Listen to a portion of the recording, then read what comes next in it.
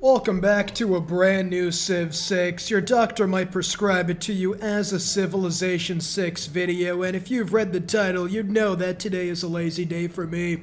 I'll be playing a Deity game of Civ 6 or Civilization 6, playing on one of the most god-awful starts I've ever seen. I'd rather be an orphan who was offered Magic Johnson's dysentery as sustenance or something, because I don't know what the hell I'm gonna do with this. We do got a pretty good campus to the left. We got some gypsum to the south, some crack to the east, and a pig that looks like it just got facialed. Well, zooming in, those are mushrooms after all, so I guess my eyes aren't as good as I thought they were. Whatever the case may be, the start is dog shit, and the reason for that is simple. I, of course, am a masochist, which is exactly why I decided to pick Kublai Khan. One of the absolute worst civilizations in the entire game. I mean, my goodness, I would rather play any other side. I'd rather play Spectator, however. Well, it seems Cleopatra, the old version, of course, has decided T-posing to assert dominance is a lot better than fighting me in war. She does have the Bushido agenda, of course. Looking like she's about to triple somersault off the Golden Gate Bridge for the honor of the Emperor or something, but whatever the case may be, this is a game on how to beat Deity every single click. I had to restart about 50 times just to get a start as god-awful as this one, and my goodness, it took a while. Even this start isn't as bad as you would think. Don't get me wrong, there's absolutely no food. It's as if Mao Zedong came back to life and killed all the sparrows again. But if we could get past that, Soviet Union, North Korea hybrid type of start, we could probably elevate our level to a very solid game considering we have floods as well as districts. Whatever the case may be, the first decision should be always moving your warrior. There's absolutely no reason you shouldn't move your warrior. For example, if I move here, then we might actually get some sort of incredible natural wonder towards the north that gives us the food that Mao Zedong and his sparrows took away from us. But honestly, 90% of the time you are going to want to explore something that you can settle fairly reasonably, if that makes any sense. Moving on to a hill is actually one of the best ideas. So for example, here we can see this geothermal fissure, 2 mountains, meaning that campus, if there's no tile up on that, is going to be absolutely juicy and cum setting. So we're going to go ahead and move our warrior in the place that gives us the most possible vision. Just like that, this might honestly be the greatest start I have ever seen. I'm about 15 seconds away from committing a war crime just so I can... I don't even know where I was going with that, but war crimes will be committed. We'll get the campus over there, we'll get the absolutely beautiful government plaza right there, and that right there is most definitely a war crime. After that, you do have floods, so you can, of course, get the aqueduct as well as the dam, and then from there we could have another incredible industrial zone. Just like that, we got a +6 industrial zone.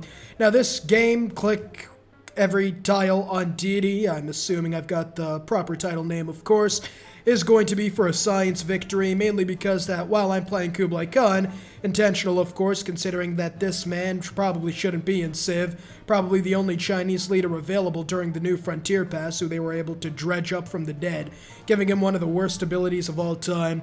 The extra economic policy slot is solid, pretty good, not gonna lie. You get a random Eureka and inspiration when establishing a trading post in another Civ for a first time. So just like that, in a standard map, you'll be getting an extra 5 Eurekas and inspirations. Now that might seem like a gargantuan amount that the Civ developers didn't necessarily playtest, considering it's absolutely game-breaking when used properly. But combine that with dynastic cycles, with Eurekas and inspirations now providing 50% of the civic and tech cost instead of 40.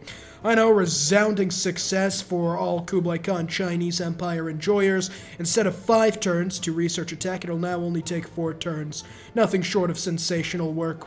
When completing a wonder, you also receive a random Eureka and inspiration, and considering that you're more likely to see a gay pride flag proudly strolling the streets of Saudi Arabia than actually finding a wonder a wonder building ability as Kublai Khan of China, it's not really going to be used too much.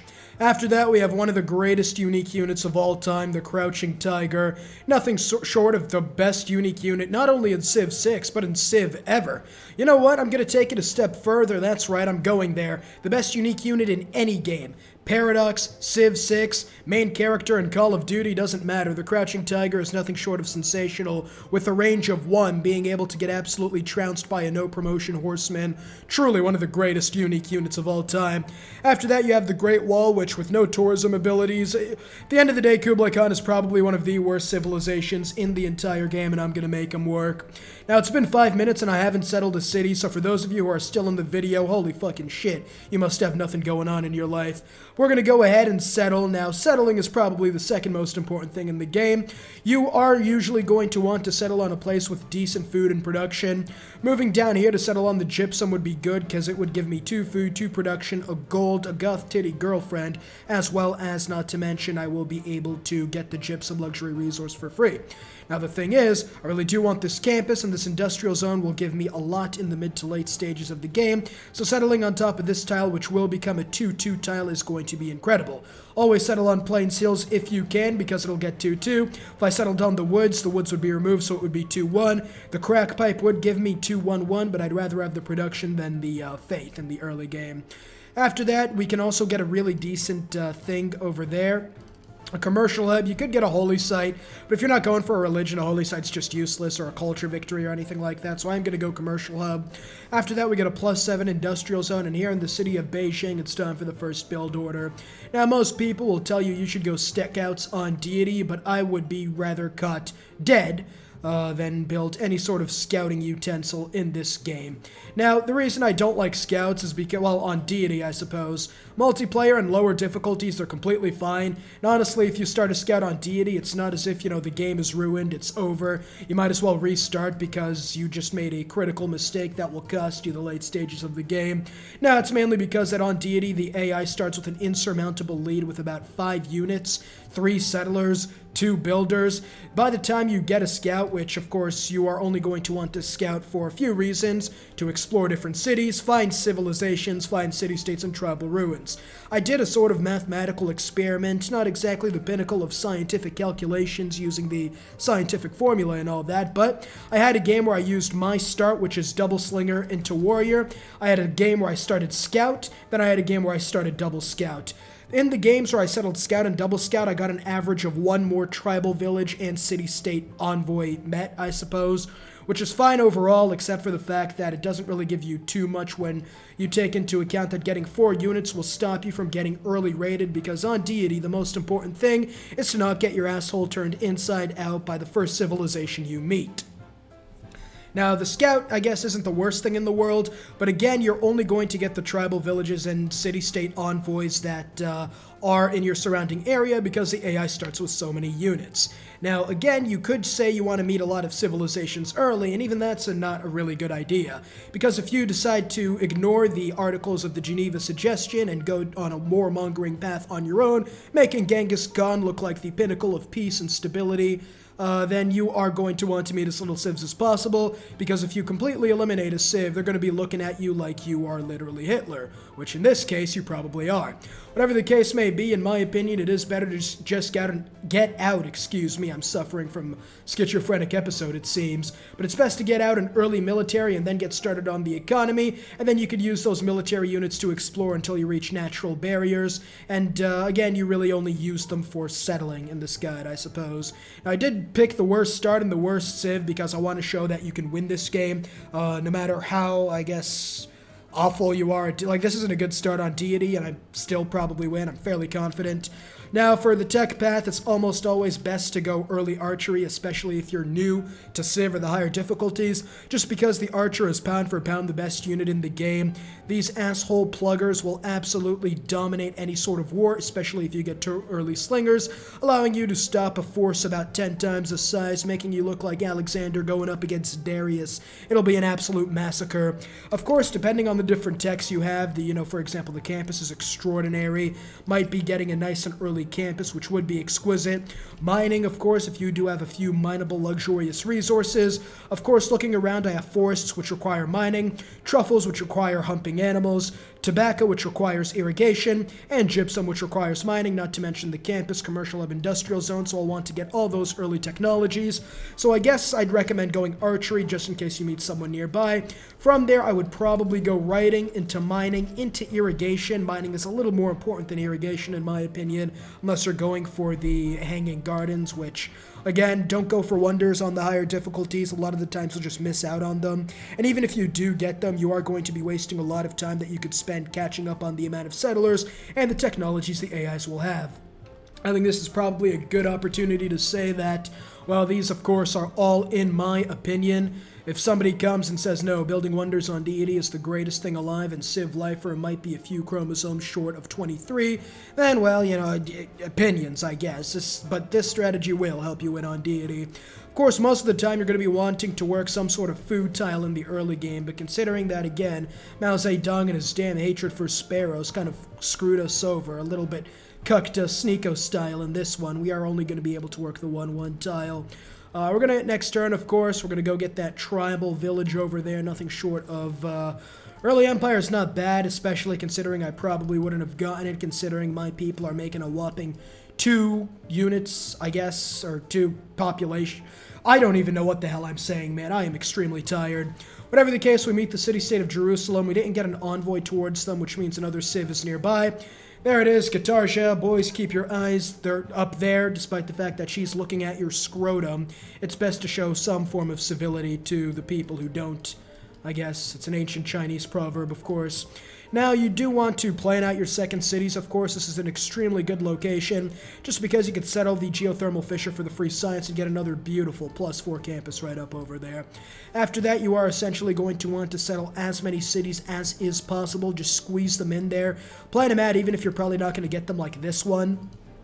Now, when it comes for early game domination, when you should be going for the bastard bashing, absolutely eliminating, destroying everyone in your sights, is if the enemy civs are extremely nearby. Now, Gatarja's capital, Majapahit, is nowhere near me, which is a little unfortunate considering the fact that I would have loved to go for an early war in this game, except it probably would be a lot harder for me not to go for an early war. Except I would teach a lot more if I did go for an early war, so we're kind of in a catch-22 here. If you guys want me to do the same thing except for like a domination game, like every click or whatever, let me know down below in the pinned comment, as this warrior's absolutely going to turn my slinger's organs into an accordion, unfortunately. That right there is a lot of damage, but here is a smart idea. We are going to back out to the hill. This hill right here, he did about 59 damage, except now he's going to get the river crossing penalty, as well as I'm on a fortified hill to defend. And there's Katarja's third settler coming out of nowhere. We're going to try to ignore it, I guess, because if she settles up there, I might go for like a domination type game. Now, the best thing to do here is probably to... Now, this is a little bit tricky. Now, me normally, because my brain has been completely melted by a mix of caffeine, Civilization 6, and Europa Universalis 4 over the last couple of weeks, I would normally attack this guy and face the consequences later, but for most people, especially here when it's like a 90% chance you'll get this slinger sent to an early grave, aside from the tickets to the Juice WRLD concert for free, it's probably not going to do too much for you, so it's best to just go for an evasive maneuver right there. Wait for the second slinger because this guy's probably going to chase us all the way back home, which is fantastic. Be able to get the boost to archery and maybe even go after the Majapahit if I feel like it. There she is. We're going to move you down there. You are probably just going to stay fortified and heal a little bit. Then you guys are going to tag team Shag and Kobe, nuts in the face and everything to this warrior. Start moving there and then move over there. It seems he's retreated back to his encampment, as I have just wet myself uncontrollably. I am still wetting myself as we speak. That is another beautiful campus. In fact, if we could go ahead and settle a city, perhaps even right over there, if the game will allow us, maybe even move this city. Nope, it seems the city-state of Jerusalem is cucking me right now, which is a little unfortunate. Gonna have to go for a 4th or 5th crusade. I don't know how many times the Christians have done it, but it's definitely more than one, I believe. Whatever the case may be, this guy's going to try to catch smoke, and there's Code of Laws. With Code of Laws, there is one important thing. You always take discipline. Do not pass go. Do not collect 200 gold. Do not collect survey. Alright, discipline will allow you to deal with barbs in the early game, which on Deity, and considering the fact that if, God forbid, you have Babylon in your game and are facing line infantry by turn 35, it's almost always essential to go discipline to deal with that. And not only that, but the AI will get bonuses, so we'll get swordsman earlier. Getting that 5 extra combat strength and discipline does also allow your slingers to be a lot more effective. Now usually you'll only have one economic policy slot. It's simple. Go for God King unless you're making like 2 or 3 faith already, and then after you get the Pantheon, switch to urban planning. Meanwhile, I'm using Kublai Khan's only viable leader ability, or ability in general, so I can use the both of them, which is sensational, as the kiddies might say. We'll go ahead and get the political philosophy, which is huge. We've met 3 city-states, haven't gotten an envoy in a single one of them, which I absolutely love. It seems like I am going to be going for a genocidal rampage anyways this game, which is fantastic. We do, now, for war, this is critical. You have horses or you have iron. This completely cucked my commercial hub setup, so I guess I'm going to punch my computer screen to death right now, but in this situation it's good. If you have a strategic resource nearby, it is essential because now we can make a beeline for horseback riding. Now, horses are only really viable in the early game, and if I see them building walls, which you will see them constructing walls before they finish it, I'm immediately going to ignore the early war, so it's high risk, high reward. If it doesn't end up working out, it's actually good for me because it makes the game even harder. We'll go foreign trade because it's boosted, of course, and after this warrior, I think I'm probably going to get a settler, settle him over there, and then another one over there to get the loyalty bonus. And for now, I'm going to use this warrior to explore the Majapahit territory. It seems this warrior over here has been completely cocked with his pants down, prostate exposed. It seems they have researched early empire, meaning I can't move through. Nope, I'm just an idiot. Yep, it seems my chromosomes are functioning at about 10% capacity today, about 20% more than they usually do. Again, it's taking all my willpower to keep my eyes on her head. Aside from maybe, oh, well, there she is. She wants the old TheCivLifeR subscriber-induced scrotum. But in all honesty, she's probably the second baddest Civ, perhaps, behind, of course, Jadwiga. Now, here's something else you can do with the Civ 6. I guess a little bit of a tip. You can hover over in the Fog of War and see what they're constructing. For right now, it's Edamananki. Edamananki's all the way up here. If the AI was going for the pyramids, for example, that means they have walls, so going for a horseman rush is almost always going to be futile. Just as population growth is going to be in this city, my goodness, I am absolutely dog shit. Now, what I can do in Beijing is I could actually buy these 2 tiles, which I think I'm going to do, just so I can get some sort of growth going on. I usually wouldn't recommend it, but considering the fact that, again, we are role-playing the Soviet Union in this game, it probably does end up being a necessity. We do also have archers, which is going to be decently effective. Oh, well, that is, it's absolutely sensational. That is exactly what I wanted to see over there. We're going to have to retreat with our tail wagging between our legs. We're going to back out a little bit, just give him that. We have archery. I would absolutely love to upgrade this guy if I had a modicum of economic stability. Honestly, Liz Truss would be doing less damage to my... Well, no, I mean, I still have an economy, I suppose. We're going to go right here and retreat a little bit just because this warrior can absolutely tear me into... Oh, well, it seems like the AI has even less functioning brain power than I do right now, which is impressive considering the fact that right now I'm about... Okay, well, I was going to say they are a little dumber than me, but it seems that they are entered vegetable status, which is a little unfortunate. This guy already has a promotion, so I'm going to send this guy to disperse the encampment just so I could get the experience. They do have the city of Jambi, so I might as well just delete that, and this warrior is probably going to continue exploring their territory. You are going to fortify just to heal up, and then you can disperse to get the promotion. It's beautiful. Now I have fairly well promoted archers, which will lend well to my future endeavors. The slinger is going to stay, I guess, go a little exploring, I suppose. Looking at the city-states, Guitarja hasn't allied a single one, which will make things a little bit easier, of course. As with this promotion, I am, of course, going to be going for volley. Promotion-wise with archers, unless you're on, like, the defensive, it's almost always best to go for volley. It'll almost always be used more. And, yeah, we're going to use those horses tile. We're going to get the boost to animal humpingry, of course, or horseback riding, excuse me. You could buy the builder. We got to build a settler, of course. I'll let my population grow a little bit just so I can work this other horse tile, giving me more production, meaning quicker settlers. And it seems like I have met a second civilization down there. There it is, a Minotaur. If you see a Minotaur and you think, she's fairly close, TheCivLifeR told me it's time to go for her butthole. Do not do that unless you want to be surprised with a strap on the second you enter her house. Think of her as you think of robbing an American. There's about a 10% chance that you will get out of there alive, considering the fact that every American owns about 5 or 6 guns. It just comes with the citizenship. Now, the other thing is, you saw the free settler over there. If I still had open borders with Katarja, I'd absolutely steal that. Always, always, always steal enemy settlers. If you do, then even just losing a warrior or a slinger for it, as long as you get that settler out of the way, you will be absolutely golden. Settlers are absolutely pivotal, and preventing the II from getting one is incredible. Now, of course, in this situation, I wouldn't steal it right here, even if the warrior wasn't on that tile, because they would absolutely 5 black guy, 1 white girl. You guys know the meme, me, and I'd lose the warrior and the slinger, which would be extremely unfortunate. In fact, I'm just going to try to be as big of a nuisance as possible, even though that probably won't work. Now, again, going for an early war is extremely risky, because if it doesn't work out, like if she gets walls and the game is just over for most players, not for me, of course. I am trying my best to be as hard as possible. For this builder right here, we are going to get the animal humpingry thing. We're going to go ahead and get that camp so we can get horses to build horsemen. Alright, whatever you say, Cleopatra of the never-ending void. But the good news is we're going to be able to trade that truffles away for more gold so we can buy a horseman the second we get horseback riding, assuming, of course, we have the prerequisite horses tile. So we'll go ahead and get the boost to horseback riding, meaning in about 10 turns we are going to be absolutely... Oh, there's another one. We will, of course, get that camp and then get that other horses so we can get more horses. And then with these horses, normally I trade them away. Trading away resources to other civs is so damn pivotal in most games. Not in this one because I need them to build horses, but if you don't need the resources, they give you so much goddamn money. I mean, look at this. I could trade 4 for like, oh my goodness, not even that. I could get 1 gold per turn. I could trade it to the spectator because, of course, everybody knows the all-seeing god needs horses for, well, I'm not exactly sure, but I'm sure it's for nefarious purposes, as is tradition. But again, we've done about as much exploring to the west as possible. With a scout, you would get more exploring, true. But with my enlarged military, I will easily be able to make use of what it seems to be Katarja's mistake of course, not building any sort of walls or defenses.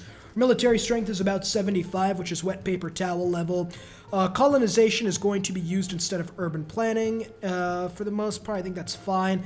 Of course, we are going to want Agoge, of course, which is in craftsmanship, I believe. Since we're going for an early war, going for military tradition just to get the boost to cavalry units as well as flanking bonuses is good. If you're going for a swordsman rush, then going political philosophy, beeline for the oligarchy, plus 4 combat strength is good. Aside from that, do military tradition, then political philosophy, or else switch them. Over here now with this settler completed, I am going to go ahead and get myself another settler just to increase loyalty. We're going to go ahead and settle where we were and then probably buy the sweet tile if we can for food. Once we get this truffles, we don't need the amenities, so trading it away to like Katarja for 58 gold, 13 gold per turn, completely tanking her economy, and not only that, but also increasing ours is sensational. After that, now it comes for the governor title. Now, for the first governor title, you might be asking yourself, TheCivLifeR, which one do I pick? It's got to be Magnus or Pingala, right? And the answer is no. The answer is 90% of the time going to be Amani. Now, this usually only works if you have an envoy in 1 or 2 city-states, because you put Amani in that city-state and you get exploration and suzerainty. You can levy your units. Like Auckland right here would be incredible in helping me against these guys. So looking at their mission, recruit a great writer, you would have a better shot of me trying to delete my channel. Muscat wants a great general. Yerevan wants a preserve. I don't even know if I can build preserves yet. And you want an inspiration for irrigation. Now, considering the fact that I won't be able to get any of these city-states, we're going to go for the next best thing, being Magnus. The reason for that is the second promotion, being provision, allows you to get settlers without losing population. As you see, I lost in this city. Now, we did get fairly lucky in this game, mainly because we got 2 horses, meaning I'll be able to get horsemen, 3 horses now. Excuse my arrogance. Not only that, but our campuses are incredible. But again, we have about 2 population and 1 city by turn 40, so this game is really, really off to a slow start. But again, this is Deity, of course. These are all the mods. I guess you could pause and cheat them, although if you want to call me a cheater, you can go ahead and call me a cheater. I genuinely don't give a fuck, honestly, but we did settle on Micronesia. That is exactly the size of penis you will have if you don't subscribe to the TheCivLifeR, but everybody knows that. There's no need in me, I guess, reiterating that statement.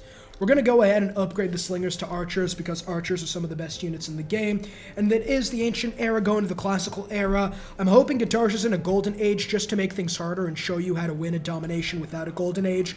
Then we get animal husbandry. That was a solid burp. I just covered it with my mouth, so it seems pretty bad. We're going to go mining and irrigation writing, mining, writing, irrigation, because that's what we'll need. Pantheon time, now there are a couple of options you can go. The best one is always the free settler. You almost always take that unless you're going for like a Russia or Theodora Tundra strat and take Dance of the Aurora or whatever. Maybe if I was going religion, desert folklore would be good, but the free settler is almost always perfect. After that, you're going to look at your surroundings and see what you need. Getting a free builder is almost always a good option. If it isn't taken, that's like 50% of the time. So like in this case, I don't have it, which is fine. Again, the harder this game is, the more I guess it'll show how you can use this to win on any difficulty. After that, you could use River Goddess, but I'm not necessarily trying to go for a tactical jerk right now, so I'm not going to be praying to any sort of goddess. Monument to the Gods, Divine Spark Lady, they're all dog shit. We don't even have the one that gives you military unit production, unfortunately. Well, I've deduced that misfortune has fallen upon us, considering none of these pantheons are really doing anything for us. I mean, I guess City Patron Goddess seems the best one, but even that, actually, God of Craftsman isn't bad. Improved strategic resources, I'm starting to think. This is obviously the best one, considering I have 2 horses tile and another one right in the city of Longxi. I think that's the best one, but I'm trying to think, like, do I want to give myself another handicap? Again, I'm not trying to sound arrogant or anything, but I just want this to be the ultimate guide where if you look at this, no one can say that this wasn't the greatest performance of all time and that this guide is the pinnacle of using for just learning how to beat Deity. I'll go God of Craftsman. I guess the production isn't really the worst thing in the world. We get extra faith, we get extra production, we're going to get a lot of extra buildings and whatnot, so we're going to hit next turn. We have 2 archers right here, which is absolutely fantastic. And of course, I am going to try to trade everything I can to try to get as much money as possible in order, of course, to buy units. Don't trade your units to Don't trade any strategic resources to civs you're fighting against unless they already have those resources improved. For example, I don't see any horses in the Majapahit Empire, and there go the pyramids. This is crucial. I'm still going to go to war with her, even though she can build walls, but I am going to have to declare war and immediately blitz Jambi, Yep, there go the walls. She's only built them in 1 city, so I have to do this extremely quickly. In this city right here, I'm going to get myself another settler due to my just sensational amounts of production. That's -9 loyalty, so I can't settle that, but I can settle this city up there and try to get as much loyalty pressure as possible. Swordsman's going to make his way to the front lines, as are these archers, so the second I see them building walls in these cities, I'm going to declare war. Again, a lot of the times on Deity, your wars are just not going to work out. Sometimes the AI just cucks you, like Sid Meier himself says, no, fuck you, and the AI ends up building walls and a giant military by turn 5 or something.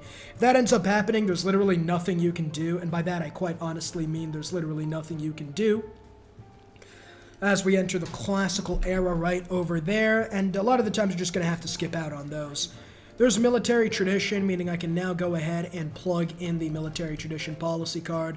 The maneuver policy card, meaning my production towards building horses is nothing short of extraordinary. After this settler is going to go there, we should have enough loyalty pressure, and she is only in a normal age, so this won't exactly be an ass-thrusting of epic proportions when it comes to the free cities and rebelling. When it comes to dedications, a lot of free inquiry is usually the best one. Monumentality for each time you build a district if you know you're going to build a lot of districts. Exodus if you're founding a religion. And aside from that, you could go pen and brush or free inquiry. It really doesn't matter. I guess you could min-max by going and seeing the number of things you can get in the next like 20 to 30 turns or whatever. Oh, well, this might actually spell opportunity here. Now hold on. That actually might be a good idea. Let's go ahead and hit next turn and see what happens, because I'm fairly certain I can one-shot this warrior, especially if he goes on that marsh tile. Oh, but it seems my TCLR-induced schlong has forced him to retreat, to rethink his actions, so good for us, I suppose, unless he decides to settle up there. That would make me want to commit a war crime. Speaking of war crimes, I feel like taking this settler constitutes as one, considering that I'm harming an innocent civilian. But the Geneva suggestion is called that as a suggestion after all. Shut the fuck up. I am now going to rob this settler, and that, just like that, you get a free settler. Again, we are going to want to blitz this city as quickly as possible, just for the fact that If they build walls, we're pretty much done for. Again, these cities should be easy to take out with my horse if they don't go for walls. I'll stay in a fortified position. Always let the AI and their units attack you, because if they do, I can attack them with the horse, finish them off with the archer, and keep my units alive. When it comes to war, the important thing is always, always, always keep your units alive. The AI will have the massive production bonuses over you on Deity. They will almost always have a decisive advantage against you, so if you trade one unit for one unit, you've lost. It's over. GG, well played. You might as well restart or go down to a lower difficulty. Bez has declared war on me all the way across the continent, and nothing more than a ceremonial gesture, I suppose. I guess this universe's Belarus is doing something at least. Now, I do want to settle this city here, but we have a loyalty problem, so I will keep this settler until, of course, I get extra loyalty. Should be soon enough. When it comes to over here, the good news is I get the truffles back because I made peace with her.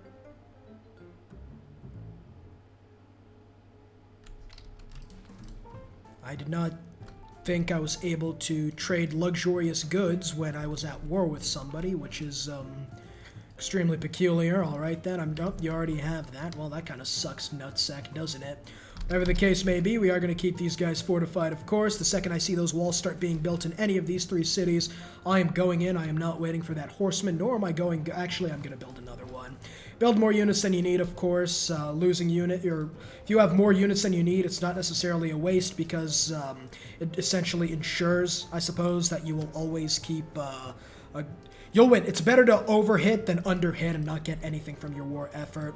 We're going to go ahead and begin our assault, and I'm not talking about the continent, going for the city of Jambi.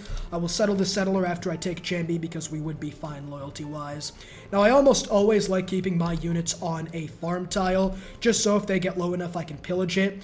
I think also when it comes to surrounding cities, which is something you of course always want to do, you do that by having a zone of control. Now for a melee unit, zone of control is pretty much every tile surrounding the tile they're on, whereas for a ranged unit it's only the tile they're on unless you get the promotion. The thing is, you don't exert zone of control over rivers, meaning they can essentially just Fortnite dance while masturbating into a river because you aren't doing shit. So again, when it comes to the city of Jambi, if I have a warrior on this tile and this horseman on Etimananki, the city will be surrounded and it will not regain health. Now, considering it's at 18 combat strength, it is building the walls. I do have to be a little careful. We will cross the river and we will attack, and then we will do zone of control in the next turn. You will stay fortified, and you right here are going to skip your turn for now. We do have reinforcements coming in hot. Let next turn right now. Again, we can pillage this, allowing us to heal. And I am not at war with the city-state of Jerusalem, which is fantastic, because if I was, this would be harder. Now for here, I can definitely take the city in this turn, and since they're building walls, we have to do this quick, because if they get walls, I have to actually get siege units, and horsemen can't use siege units, essentially meaning the game is lost. So again, I would have to move this warrior there, and then I'd have to move this archer there, and then there. Would probably be easier for me to move an archer over there. Again, zone of control is a little bit of a fickle thing. I might be able to take the city. I doubt it, though. Yeah, it is what it is. And then with this reinforcements, we're immediately going to go for Majapahit. After we take that, it is essentially over. And they haven't built the walls to our lucky day. I don't know what the proper term for me to say would be there, but look who can get a promotion. This horseman can get a promotion, so I will take the city of Jambi, taking the builder as well as taking the city. Loyalty, the way you deal with loyalty is essentially just get as many cities as you can nearby and move in governors. If you keep the city, you will get a little bit of a boost, so 5 turns, and with this extra governor, I would normally go for provision, but considering we're in war, go for the governor you would have gotten later, and then we could send him to Jambi, and now we are only losing 19 turns till no loyalty. The next spot is, of course, going to take out Majapahit before they get walls. That would be an extreme blunder if I did not do that. Always go for the higher population cities. Mataram has walls, so I would probably need 3 to 4 more archers for me to be able to batter down those walls. And since I am building 3 horsemen, that should be more than enough to take out unwalled cities, so I will trade the rest of my horses. I won't trade the truffles, though, because they get absolutely nothing. You might have noticed I kept a warrior here. That is to protect my capital against barbarians, and in case a Minotaur wants to try something, which it definitely seems like she will. We'll start moving in the horses. You will move 1, 2, 3, 4. They are building walls, so we have to be extremely quick in this next city. The warrior will stay here, and these archers are, of course, going to take a long time to get back. We'll go currency, of course. Here now we will go for an archer just in case Nubia decides to try us. And we'll go for this obsidian to trade to Nubia to hopefully get enough money to buy another horsemen, because I desperately right now, what I need to do is cross the river, of course, and I would probably... The normal attacks aren't doing a lot of damage, but I think at this point, in order to ensure they don't get walls, I kind of have to bite the bullet and attack, which is quite unfortunate, of course. Now, when it comes to obsidian, am I able to trade it to a Minotaur? I absolutely am, and I should hopefully be able to buy another horseman in the meantime soon enough. This horseman will hopefully get here soon. I have to ignore the scout right now because I am, of course, dealing with my genocidal tendencies. Looking here, I almost thought they did get a walls. Thank goodness they did it. That catapult right there sort of tickled the prostate a little bit. Not a lot of damage, which is fine overall. Over here, you will attack this catapult. You will not fortify. Ooh, I think I'm going to cross here so I can pillage in the next turn. And then you here, of course, are going to pillage before attacking the city again. The most important thing is trying to take the city before walls become a problem. You'll try to deal with the barbs that are going to be coming, of course, but yep, there are the walls. Well, it's unfortunate. If anything like that happens, of course, you really aren't going to be able to do too much. This is good. I'm going to run around and start pillaging some stuff, of course, before making peace. I can't pillage over here, and as you can see, the walls essentially completely neuter my counterattack. So the best news to do right here is to go, make peace, see if they'll give you anything. They're willing to give me quite literally everything they own except strategic resources. I will take this peace deal, never do, I guess, a war that you know you can't win. Now for the city of Jambi. It will rebel soon. That is absolutely perfectly fine. Just for the main part that you can take the city, burn it down, and then settle your own city in the meantime. At the end of the day, this war was a net positive, just because of the fact that we did completely delete her military. There is a natural wonder there. Let's go get that era score. That's absolutely beautiful. Now, you might have been thinking I could have taken Ternat. It's not a good city, and I didn't realize about the natural wonder until later. It is a good Petra city, but again, I am sort of trying to do this and make it a little hard. Yeah, the city's gone. So we are getting the Archer in Beijing in the next turn, which is fine. Again, turn 61, I am going to have about 4 cities, which is perfectly fine by my end. Now, in this situation, we'll pillage to keep this guy healed. This warrior will come back to help, and then over here, you will attack, and then you will, of course, attack the city. We'll burn it to the ground. We'll get another settler in there, because I think I have colonization. I do. And then here in this city of Longxi, we will get the +5 campus for the era score. Lock in your districts is almost always a good idea. And with the money I've gotten, I will buy a builder and a trader in this city. And then I will, of course, buy another builder in this city just so I can get the population up as quickly as possible. Now, I don't know what I was going to say, but whatever, it must have not been too important if I completely forgot about it. But again, Beijing still has no population. We'll need to get another builder. The goal you want to go for is always 10 cities by just turn 100.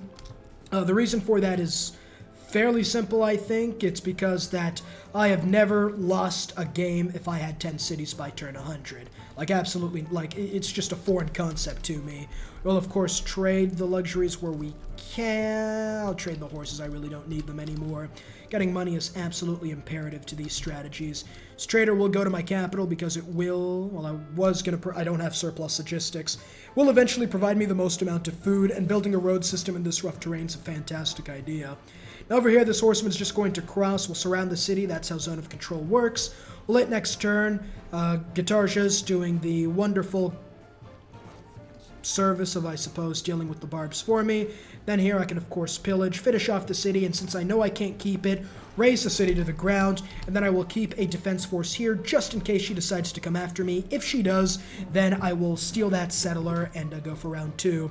Now, when it comes to the next technologies, we have irrigation, we have writing. It's almost always best to beeline education to get universities and that science bonus. Go ahead and get farms to get Jiaodong to grow as quickly as possible. And then with these gems here, looking at the amenities, still don't seem to be a problem considering my people don't know what sustenance is. I can't trade them away. It's quite unfortunate. But this is also another reason why I don't build scouts. So what I'm going to do right here is I am essentially going to promote this guy and send him as my exploratory unit, where to explore, look at all these civs, and see who has the most unmet civs. They all have decent amount of met civs, so I'm assuming the other civ is towards the south. So what I'm going to do is I will promote you to coursers, and then I will tell you to go ahead, move through here and then just start exploring down south. Horsemen are a lot better to explore than scouts, of course, and you can use your early game, which is the most important part of any sort of game, and then just use that to absolutely tear a new one to the AI, and then use it to, of course, prep the mid to late game, I suppose, because the early game is always the most important part. It's best to just use these horsemen again, who can now be used to scout units. And, yeah, you didn't have to build a scout in the early game, so I see that as an absolute win. Get the Government Plus as soon as you can, because Ancestral Hall will give you a free builder with every settler you have.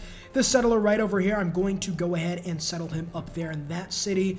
The reason for that is because I can then settle another city right through there, giving me the most amount of city. Nope, apparently my brain cells haven't decided to rub together to form a chemical reaction in the way I hoped, so we're going to go ahead and put that over there. Again, the second we see her settler coming in, we will declare war and swipe that shit for ourselves. There's the classical era and political philosophy. It's simple. If you're going war, go for oligarchy to get the unit experience. Autocracy, if you want to build wonders, you 90% of the time don't pick that. Classical republic to get the great people, as well as free amenities and housing for cities with a district. After that, we are going to go urban planning, almost always better than Ilkium, because one, production is, especially in this case where I don't have a lot of population, better than 30% production towards builders, conscription for the amount of money, and then finally we're going to go +2 influence points. It's usually the best thing you can do. Again, we do have a lot of horses we can trade, but she has denounced us.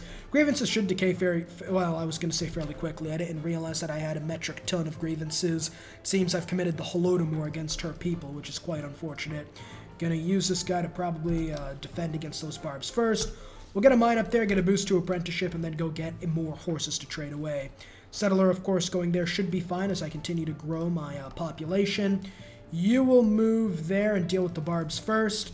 And then you, of course, over here will probably just go ahead and honestly get that obsidian that I completely forgot we lost. Let's go ahead and hit next turn. So we have about 4 cities by turn 70. That really isn't the worst thing in the world. We should be able to get 10 by turn 100 and essentially secure ourselves a victory. After this, we are going to go for drama and poetry. Well, actually, no. That's usually a force of habit. You want to go recorded history because natural philosophy sends your science into the stratosphere. And then we'll put an envoy towards Fez just because of the fact it will give us an early 2 science, and that's almost always. If you need faith, go for a faith city-state. If you need science, go for science. Gold, go for gold. Production, go for production. You know how it is. It seems she has stopped her posing for a momentary swear against me. In fact, it's such a heinous word she said that the game doesn't even let me, and she repeated it twice, just to show how much she doesn't fuck with me, which is quite unfortunate. Over here, though, we are doing quite a bit of damage, and I think this warrior and archer should be more than enough to deal with this barb.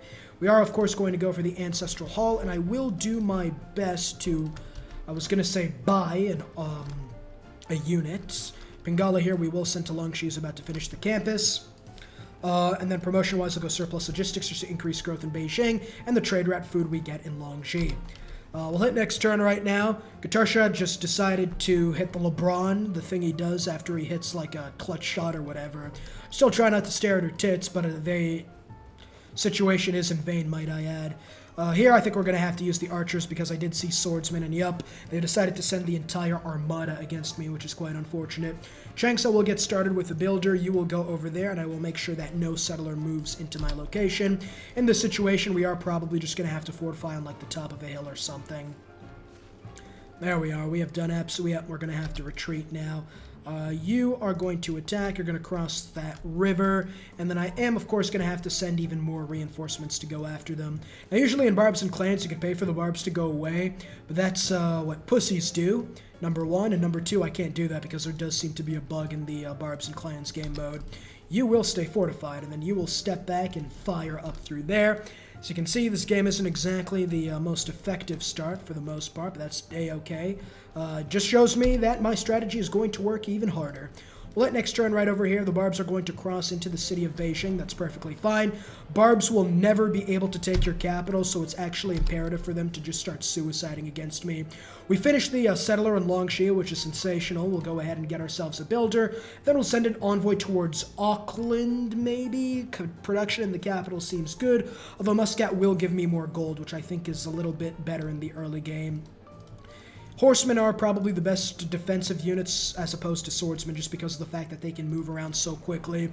There's our next city. It's about our 5th city. We'll go ahead and get a monument. I could have waited for the Ancestral Hall. I didn't do that, of course, because I was trying to show you that you don't need to optimize to be Deity, and not because I completely forgot that I should have done that in the first place.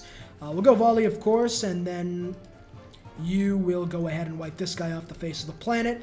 I could attack this guy, knowing he won't be able to kill me. I will go and protect my archer, which is imperative, and then we'll decide to bring in the reinforcements and go for the throat and take out the encampment, as it seems Jerusalem is dealing with the barbs just as much as we are. Now, you will attack. You both have promotion, so it's best for you to stay there, and then you will immediately jump to their camp, which seems like they only have a scout. Classic non-TCLR subscriber mistake.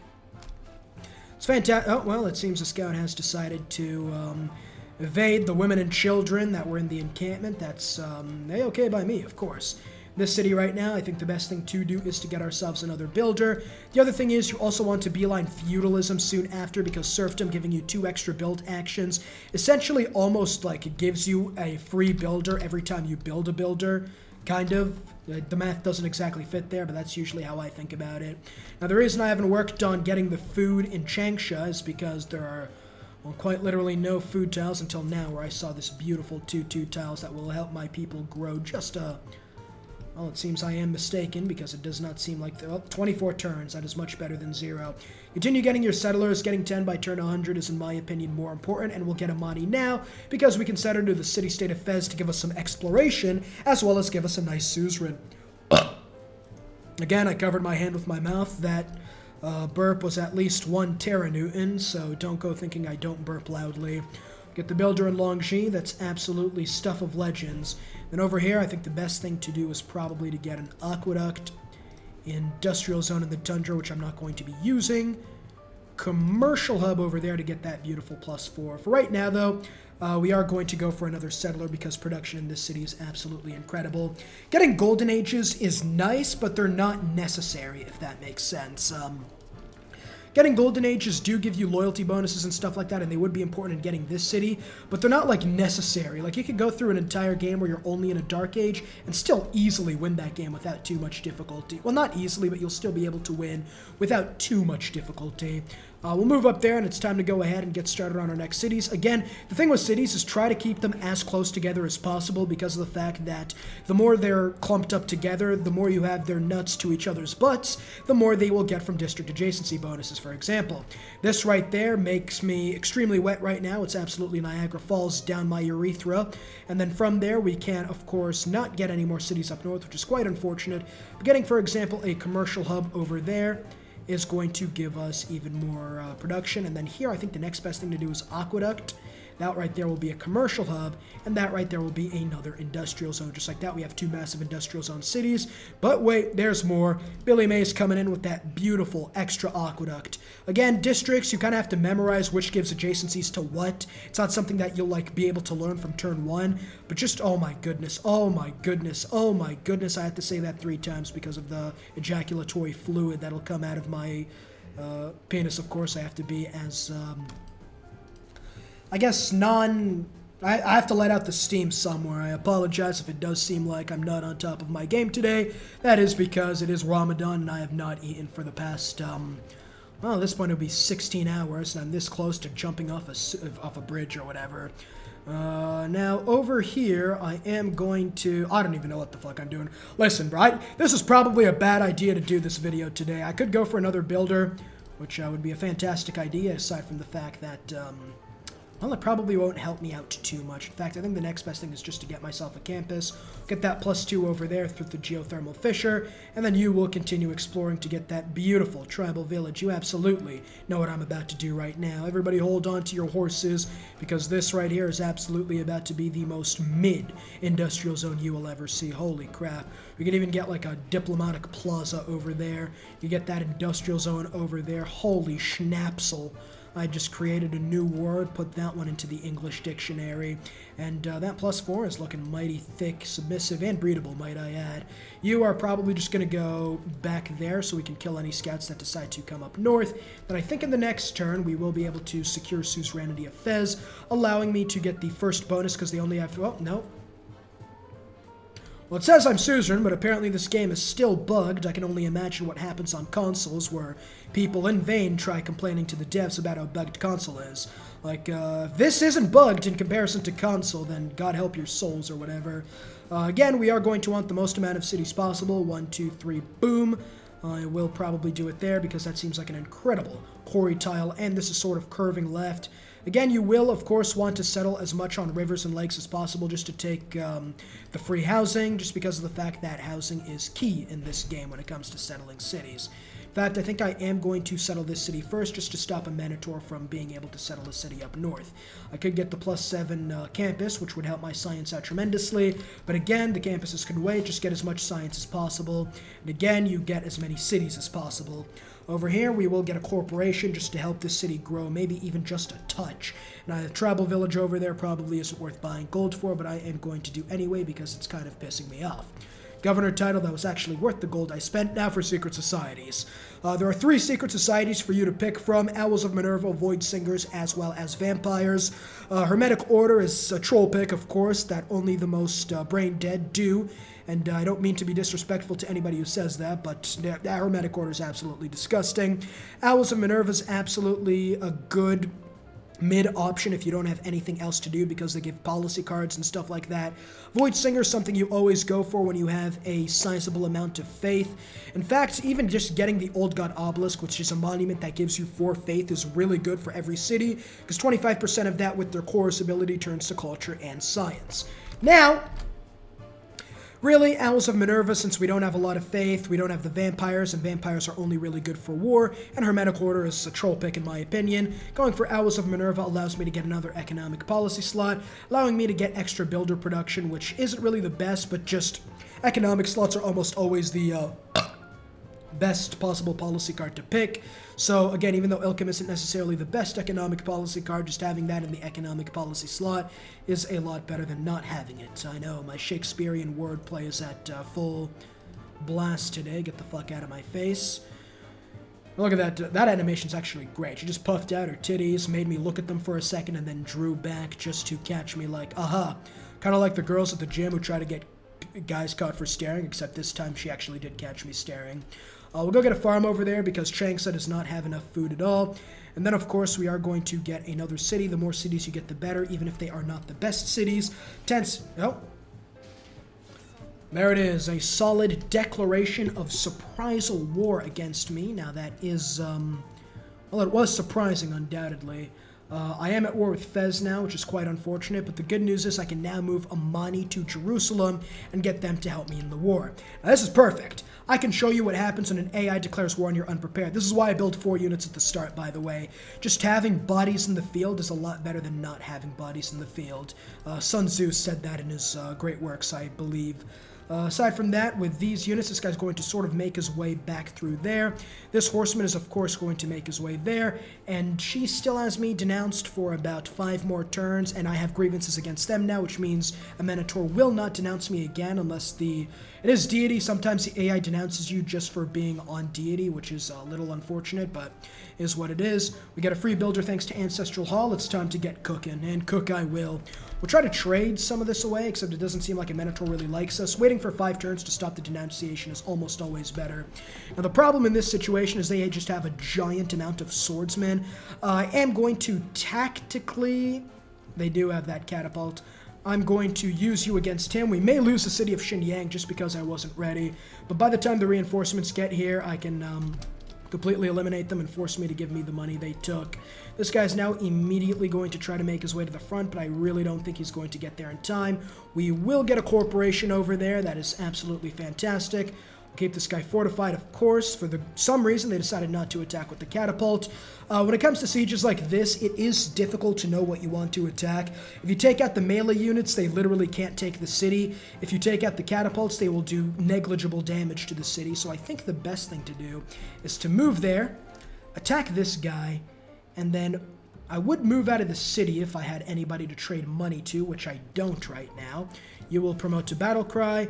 If I move you out of the city, I would be able to attack you and prevent him from moving, which I think that's overall the best idea, even if oh, well, he moved back into the city for some reason. I Didn't want to lose him, but I don't think I'll lose him. This guy has to cross the river next turn and then attack, and I should be able to eliminate their melee units in the next couple of turns. In this city, we will continue building a horseman, and we will settle that city down through there. And then in these other cities, I think right after that settler, you are going to build another horseman. And then right after that builder, you are going to build a archer. Actually, horsemen are probably better in this situation, just considering there's open plains and not a lot of room for archers to be protected from. Again, we will continue moving 3 turns till reinforcements get there. Again, if you have a nice standing army like I recommend, then getting declared war on isn't really the worst thing in the world, which is why I recommend them over scouts, or part of why I recommend them over scouts. Again, not building scouts isn't like anything game-breaking or anything like that. Like, you're not exactly going to immediately lose the game like, gosh darn it, it's time to quit. But again, just having extra units like this warrior in situations like this is absolutely imperative. We'll move there, of course, and try chopping this guy out, and this guy will be able to get there the next couple of turns. Again, this guy would have to cross the river and attack, which is fine. I don't think I can eliminate this guy this turn. No, I cannot. Now, the question is, I do believe they do take that city in this turn, so I think what I'll do, it is definitely best for me to just leave the city right now. I'll think about it a little bit. Of course, Nubia's in a dark age, which is sensational. I will go monumentality because I will be building a lot of districts. Problem is, I have like nobody to trade to, so I couldn't have bought like a tactical unit or whatever. But we will be able to get the city of Xinjiang back, so I think what I'll do, I will move over there and eliminate this horseman in the next turn. We will get Jerusalem as an ally in a couple of turns as well, and we are building a giant amount of military units. Here, I will make sure this guy focuses on food and nothing but food, aside from the fact that food doesn't seem to be in their ecosystem. We will get a quarry up there. We'll hit next turn. The city is almost assuredly dead. That is fantastic. Even if you lose the city, really doesn't matter at the end of the day. We will try to make this Qatarja. I highly doubt that's going to be the case. And we will do great scientists. Again, it was a 2-population city. It wasn't really the greatest thing to lose, or the worst thing to lose in the world. And now what you can do here in this city, you can attack him.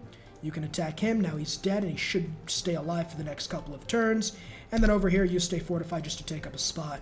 You will chop most of this guy. You will make it to the front. And then this settler, of course, we will probably send towards the east. We are getting plenty of military units soon. Losing the city doesn't mean like instant death or whatever. And soon we'll be able to trade to a Minotaur who will give us bang for our buck.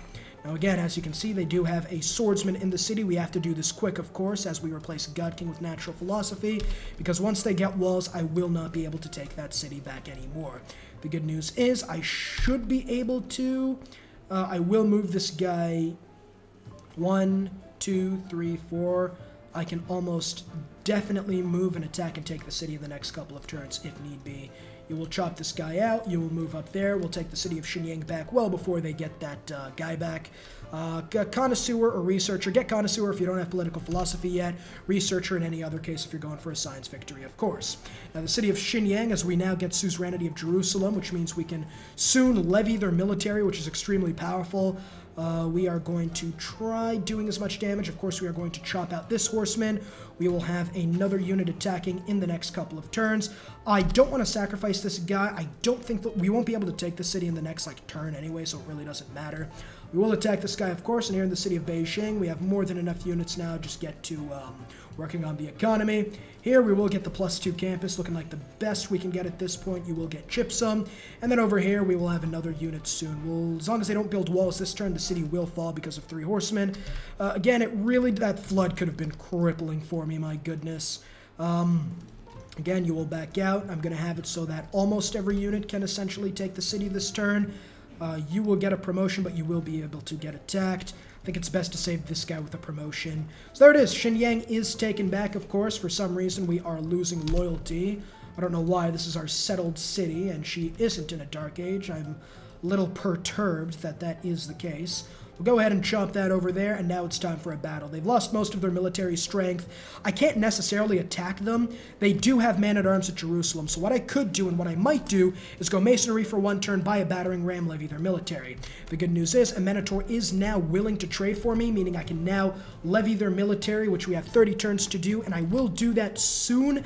We'll, of course, go ahead and settle this city. Turn 92, I have about 4, 7. We're going to have 8 cities. Again, you don't need 10 cities by turn 100. It might seem like I'm huffing on that copium like I was Britney Spears in a crack epidemic. But you really, it's just sort of a, if you get it, it's optimal. And that's essentially what I mean by getting 10 cities by turn 100. But if you get like 8 or 9, as it looks like I'm doing right now, unless of course I do a lot of damage, then it really just like doesn't matter. There's masonry. Of course, what I'm going to do here is you can cross the river and promote. I like saving my promotions until I absolutely need them, just to save units and whatever. But again, especially in like if you're, I guess, sort of like a new player, I suppose, it is almost always better to just promote immediately just to give you a little bit of an extra combat oomph. We'll go ahead and finish education, and then in this city, we will go, Petra would not be a bad idea, but I think getting a Petra in this city might be a better idea. So here we will probably go ahead and get more settlers, just the more settlers the better. We could go ahead and settle the city of Cyan, get the monument, get some farms, beautiful. And then over here we will, I don't want to sacrifice, don't sacrifice units again. If you don't know if you can like take a unit, then don't. We will levy the military over there, giving the era score. And then over here, we will buy ourselves a battering ram when we can, which should be... She doesn't have any money. We will have to wait a couple of turns. We'll hit next turn right now. Perfectly fine. This war is going absolutely just the way I drew it up. The catapult is deciding to attack my archer. This is the tactical genius of the AI, of course, at play here. And you will attack. As long as they don't build medieval walls, and it doesn't seem like they are, with these man-at-arms that I've just levied, it should be a slaughter. Here I will finally get started on that +7 campus I should have done a while ago, except, of course, I did get declared war on, which kind of stunted my development. I will not go for Auckland. I think that could be a really good unit to have. You will stay fortified. I completely forgot I wanted to buy a battering ram, unfortunately, so I think with these man-at-arms, a city attack should really not be all that hard to deal with, honestly. And these guys are probably just going to heal. Run around and pillaging is actually an excellent strategy with your, like, elite units, just because of the fact that you get a lot of shit out of it, which is nothing short of sensational, of course. You're going to skip your turn, you are going to stay fortified, and you are going to move and pillage that campus. I'm going to use that spearman because I don't know if how much damage Katarja will do, and if she doesn't do a lot, then I can move my units in there and like risk them just to get as much pillaging I can do as possible. And every time you pillage a district, by the way, you'll see this in a while because the spearman's getting sacrificed for a scientific lesson. The district defense... Well, you'd have to completely pummel it, of course, but the district defense actually gets reduced, which, as you can imagine, is extremely helpful. We will try to trade Diplo favor for her. That is huge, meaning I can now go ahead and get myself a battering ram. I will keep these guys fortified. You will move there and pillage. You will move there. They do have a quadrireme in what I would say is a suboptimal location. They also have the pyramids, which is one of the best wonders in the game, of course. Getting the pyramids is a very, very good thing to have. You will chop out most of the campus, you will get the library going, and we will not get a campus in that city, instead get ourselves another builder. This city over here, you will get yourself a beautiful +3 campus up there, that's huge, and then you will skip your turn, you'll skip, and you're just going to move up. It's already been almost an hour. Most games that actually have like the game finished, except for me trying to like go through like everything in excruciating detail on like what exactly it is I like and don't like doing. She is willing to trade a lot for crack, not anything that I would want though. There's a blizzard. Let's hope it doesn't come down to the floodplains and whatever. I think it's time to send the battering ram 1, 2, 3 tiles to get to that city. You will also get there, and then we can use the man-at-arms to take Mancha ahead. Again, I'm going to use the spearman as a sacrificial lamb just because of the fact that I can get a lot of pillaging out of it, and it isn't really my unit technically. You will move up through there, of course, and then we will start escorting this battering ram. You will pillage that, you will pillage that, and then you will move Jebel Barka. I kind of want them to build that, actually, now that I think about it. Move out from under there, you stay fortified, and I will begin moving some of these units across, which is huge for me, and then that holy site is getting sent to God right after in the next turn. And this builder can't do anything in this jungle until I get bronze working, so I'm just going to go chop mine that hill. Then over here I can get a lumber mill in 4 turns, but I think it's finally time to fix our growth situation and just get farms everywhere. I'll get another farm in this city and then just hit next turn. Again, we lost a spearman. Don't be alarmed at that sound effect. Doesn't mean you're actually losing, so again, don't really worry too much about that. Move. Pillage for gold. I probably should have done that if I wanted the battering ram earlier now that I think about it. We will move these guys into position. Of course, you will pillage to full heal, and you will pillage to, I think, get more gold. No, that's a dam. You get gold, I know, for aqueducts, I'm fairly certain. We'll get a commercial hub because trade routes are an integral part of this game. For science victory, you want to go campuses into commercial hubs. It's usually the optimal strategy. This guy over here is just going to fortify unit heal. You right there could attack and not take too much damage, but I think I'll wait to be optimal. I like saving the Great Wall if I don't need it, just to get, like, air score. Again, doesn't really matter if I lose. Okay, well, probably didn't want to lose that unit, but it really isn't the worst thing in the world. Over here, we will now go for Connoisseur to get our culture game up. And again, we now have this guy in position. You will actually go there. We almost surround the city by going over there. And with the battering ram, we can now do massive amounts of damage because the city-states have ancient walls, excuse me. Kind of forgot how to speak there for a second. You're going to move up there. Again, let's see who they decide to attack. Okay, this man-at-arms is taking a lot of damage, which is quite unfortunate. He doesn't have a promotion, which is kind of sucks a little bit, but there's really not too much I can do about that. You will do damage to that. You will pillage and then attack the city. You will also attack the city, and then you will move up there. And do I kill the walls? I don't want to lose that warrior now that I think about it. I'm hoping the walls attacks this guy and this guy lives, because if he does, I could get a promotion. You are going to stay fortified, and you, of course, get promoted to coursers, and then we'll hit next turn. See what happens here. This guy ended up dying to the skirmisher. You can go ahead and suck my cock. And this city still probably falls in the next... Oh, no, actually, I think I might have fucked this up a little bit, of course. Actually, no, if I could just do that, I could take out the walls in this turn, and then I could pillage and attack, even if it's a minor defeat, as long as I take the capital. Even if I lose the capital, it really doesn't matter overall, just because of the fact I will set her so far behind. It's time to move in the rest of my cavalry now that the walls are essentially obsolete. There we are. Do all the damage you want. I will lose units, but she will lose a lot more. Let's go ahead and fortify. No, you will move over there, and you will pillage for gold in the next turn. Move up to try to get as many units into position as possible, and you will move there to try to pillage that in the next turn, and the rest of you will go ahead and try to do as much damage to this city as possible. The city will definitely die in the next turn. We'll get ironworking, library in the next turn, and you desperately need growth. I don't recommend going granaries unless you're desperate for growth like I am, but hey, desperate times call for desperate measures. Move this guy out of the way just in case they build like a swordsman and move and attack him in the same turn. We'll chop this guy out and get started on lumber mills, and then this guy over here is going to go get that beautiful campus up over there. We'll next turn it right now. You will take damage, and it's perfectly fine. Before I take the city, I am going to pillage as many farms as is possible. I will also pillage this iron for some money. I will pillage this, and then just like that, this city should be able to be taken. I will use this guy, of course. Just like that, the Majapahit city is mine. I can't raise it, unfortunately. The good news is, if I move Magnus to this city, we still get positivity, which is fantastic. And then you will attack this guy, of course, and then we will go... We have ironworking, and then we are making a good bit of iron per turn. And if I buy a builder, in all likelihood, I will be able to repair the iron mine and upgrade some of my guys to swordsmen, which is really good, which is what I'll do. Of course, just going slow in war, making sure you don't lose too many units. The only units I lost were units I really didn't want for the most part, I suppose. And you here will get started on those lumber mills for mass production and growth. And I still, of course, need way more settlers. They took the city-state of here. Why are you denouncing me? She is the one who threw the first shot. It is the literal definition of fuck around and find out. She fucked around and she find it. And I can't get any money from these fuckheads, can I? It's quite unfortunate now that I think about it. But again, we're just probably going to have to, like, heal anyways. Promote your units where you can, of course. You stay fortified. You stay there, and then you, of course, also stay fortified. We will now go ahead and send a trade route to Majapahit just to increase the road system. We still get a good bit of food from that.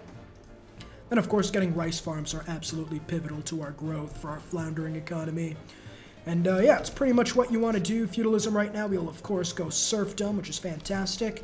And then civic-wise, the next best thing to do is just try to get envoys and like governor titles and stuff like that. I do like making a beeline for Merchant Republic, though, to get the second government. Then guilds, of course, is an incredible one for industrial zones and whatnot. This settler over here right now is going to go and settle that city. And then after I finish the library in this city, it is most definitely high time to continue building a few more settlers. Let's turn 100 around, and I have 1, 2, 3, 4, 5, 6, 7, 8 cities. Not optimal, but again, I was dealing with a surprise war. I did go for an early war that really didn't go anywhere. And again, sometimes you do go for those wars, and they happen to completely fuck you in the pussy. It's unfortunate, of course, but it is stuff you'll have to deal with, just like I now have to deal with crossbowmen, which is a little unfortunate, but with Courser, I should be able to at least hold a stalemate, I suppose. You will move over there, and we'll try to masturbate her in. They call me the masturbator for a reason, of course. I will repair the monument for now, and I can now go ahead and buy myself a builder. I'll repair the iron, and then I can use that, which is to get swordsmen, and then the battering ram will be more than just this man-at-arms, of course. I have 17 turns remaining, plenty of time. We will try our best to surround you. There we are, and there we are, and now we can, of course, take the minor defeat first, take this, and then move this guy out of the city attack range. Crossbowmen are very difficult to deal with, and I recommend just not dealing with them if you can. Of course, with me now in Machapad, I'm just doing as much damage as I can to Gatarja, completely eliminating her as a competitor in this game. Research-wise now, after machinery, I got everything I really needed. Beeline industrialization into chemistry. This city up here, I am going to go ahead and get myself another builder. This city here, I'm going to get a library. These guys are, of course, going to heal. Spearman here is going to get the thrust promotion. I do love thrusting. And this guy didn't really take too much damage, and he's healing most of it, so I will allow it. You will be able to upgrade into a swordsman fairly quickly, and we will keep you asleep for right now. Over here, though, we will get quarries, of course, so we got to get these settlers to beat out a Minotaur, of course. Let's go ahead and keep these guys fortified. I don't know what this catapult thinks he's doing, but he's going to get absolutely clapped in this turn. Now, moving there might be a mistake. 2 hits, he should be fine. Keyword is should be, of course. We'll go into Endman Toll just to get a little bit of extra culture, and then you will go repair that, and then I think you'll have a few, yeah, you have 6 charges, because we also have the or no, we don't have the pyramids. Alright, then I don't know where the 6 charges came from, but it is what it is, I suppose. We'll back out and try to masterfully bait him into our city attack range. It seems my calculations were off, that's quite unfortunate. We'll go ahead and settle the city of Taiwan. Don't want to get banned in China, after all. Now, when it comes to, I guess, religious victories, someone else is ahead of a Minotaur, but to stop religious victories, declare war on them and start destroying their missionaries, or found or propagate a religion of your own. These guys, I think you can upgrade to a man-at-arms, actually. That is just golly gee whiz. I cannot wait to do that. We'll get a granary right now and try to bait him in, of course. This guy here is now going to run around and start getting farms everywhere to help my food production. Just like that, I have about 10 cities, which isn't really the worst thing in the world. I'll let next turn. She wants to make peace. I refuse, doing as much damage to her as possible.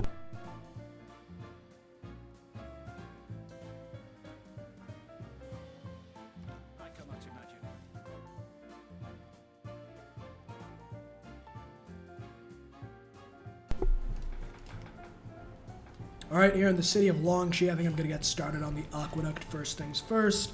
And then you'll get a mine up there, which is good. These guys are going to have to climb up on these hill tiles in order for them to attack me, which will be easy pickings for my host of cavalry units. You're going to go get that corporation up there, and in a couple turns I will hopefully, Minotaur still doesn't like me, be able to deal with the other civs. There's the granary up there. I'm going to go ahead and get the watermill just to help out my food production just a little bit. And hopefully if she gets a Dark Age, I will be able to steal her city up north. This settler here is just going to move up through there. This guy here is just going to go ahead and get himself a mine. And then these crossbowmen look like they're suffering from some sort of schizophrenic episode or a central nervous system disease. We'll get the corporation in this city, and then I think I'll begin building the university for now. I can upgrade this guy to a man-at-arms soon. They have ancient walls, so a siege tower might be a good idea, just so I ignore the walls entirely, and that might actually be a very good investment if I had any sort of cash, of course. I think what we might do, can I build a siege tower? I can. 7 turns is good. I'll build a siege tower, and then I will upgrade this warrior in the next couple of turns, 250. Here, I think I'm going to go for a settler, just because we desperately need one. And of course here, going for a commercial hub is a good idea. There we are. We do have a skirmisher up there, but the good news is I can move and settle the city in place. And then I'll get a monument, and this builder will... Okay, the skirmisher might actually be a little bit of a problem. But it's okay, because if it isn't masochism, it isn't Civilization 6 now, is it? Well, next turn, that guy is definitely suffering from a schizophrenic episode. This guy is going to be a little dangerous. That's okay. I live life on the edge, of course. Auckland wants a great rider. That's not going to happen, but I will make you suck my cock anyways. Unit needs orders here. You will go and get yourself another... I just don't know. Get a farm or something. I'm not your dad. We can probably just... Okay, well, it seems like there are two different Dementors, one who likes us and one who doesn't. I'll go for her alter ego, of course. It seems like there's some sort of brain disease completely destroying any sort of brain activity by the AI in this location. You repair that tile, late next turn, and then we will, of course, start dealing with the crossbowmen. I now have 8 turns remaining to take the city. Should still be more than enough, even with just a battering ram. I think for right now, what I should be doing is just trying to move my units into position, and with the battering ram, we should maybe even be able to take out the wall. Their cities might be a little too strong for me now that I think about it. Here we will, of course, go for probably another builder. Your production is lacking heavily. Move up there, you will skip your turn, and you here are going to chop mine out that settler. Then you over here are just going to get another farm over there because I don't know really what else to build. We'll next turn it, see what they do here. They do a huge amount of damage. That is a lot of units, of course. Great person time, at least. Isaac Newton instantly builds libraries and universities. Well, I do like my universities.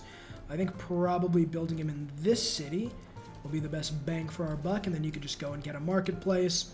This warrior here can just stay there. We'll get a lumber mill up there, and then you will get yourself a mine for more production. Now, when it comes to here, you will attack. You will move up there, and then you will, of course, attack. You will move up there, trying to get this guy, and I think I'll move you up there just so I can attack the other guys in the next turn, and then you're useless and just stay in the city, I suppose. Move up there, we'll hit next turn. Let's see what happens here. Yep, they do a lot more damage than we can really handle right now. Now, if we use the battering ram, we do damage to the city, but it really isn't worth it. They're just going to completely eviscerate us. So I'll move, pillage, move, pillage, and then I will make peace with her. I've completely ravaged her lands. I will literally take everything she has to offer right now, completely gutting her economy, which is incredible. I'll even take her luxurious resources. Go fuck yourself. Now, getting a golden age in this situation would, in all likelihood, be helpful, just because of the fact that if she goes into a dark age right now, it's going to be really good for us, and we'll be able to take the northern city in all likelihood. So I think what we do here is we'll stop the settler production for a little bit, just to go ahead and just continue. Is it only specialty districts? You construct specialty, so the dam won't really be too helpful now that I think about it. Is this a specialty district? I believe it is. Specialty districts can only be built like one at a time. Get that lumber mill up there, and you will move down there, and then Hypatia here, of course, does that. Then anybody that can build a specialty district will build a specialty district, although I don't know if that'll be enough to get 12 era score. Depends on how far ahead everyone else is on technology, of course. I think I've crippled her sufficiently enough to send this horse. I should have gotten open borders in that peace agreement. That's fine, though. I'll send that horseman through there. And then here in this city now, we can get a nice industrial zone. And then here in this city, we will chop that out. You here will chop out the rest of that settler, and then this settler can be sent over there. And then you will go, I was going to go for a district, but it seems like you still can't. The lack of growth has really hindered me this game. But again, this game being hard is actually what I like about Civ. I hate it when it's easy. World Congress time, double districts. It's almost always campus or city center. I'm going to go campus. Might as well use all this because as long as I keep Guitartia's capital, I will, of course, not be making any sort of Diplo favor. I am also losing a giant amount of loyalty in the city of Majapahit, which is perfectly okay.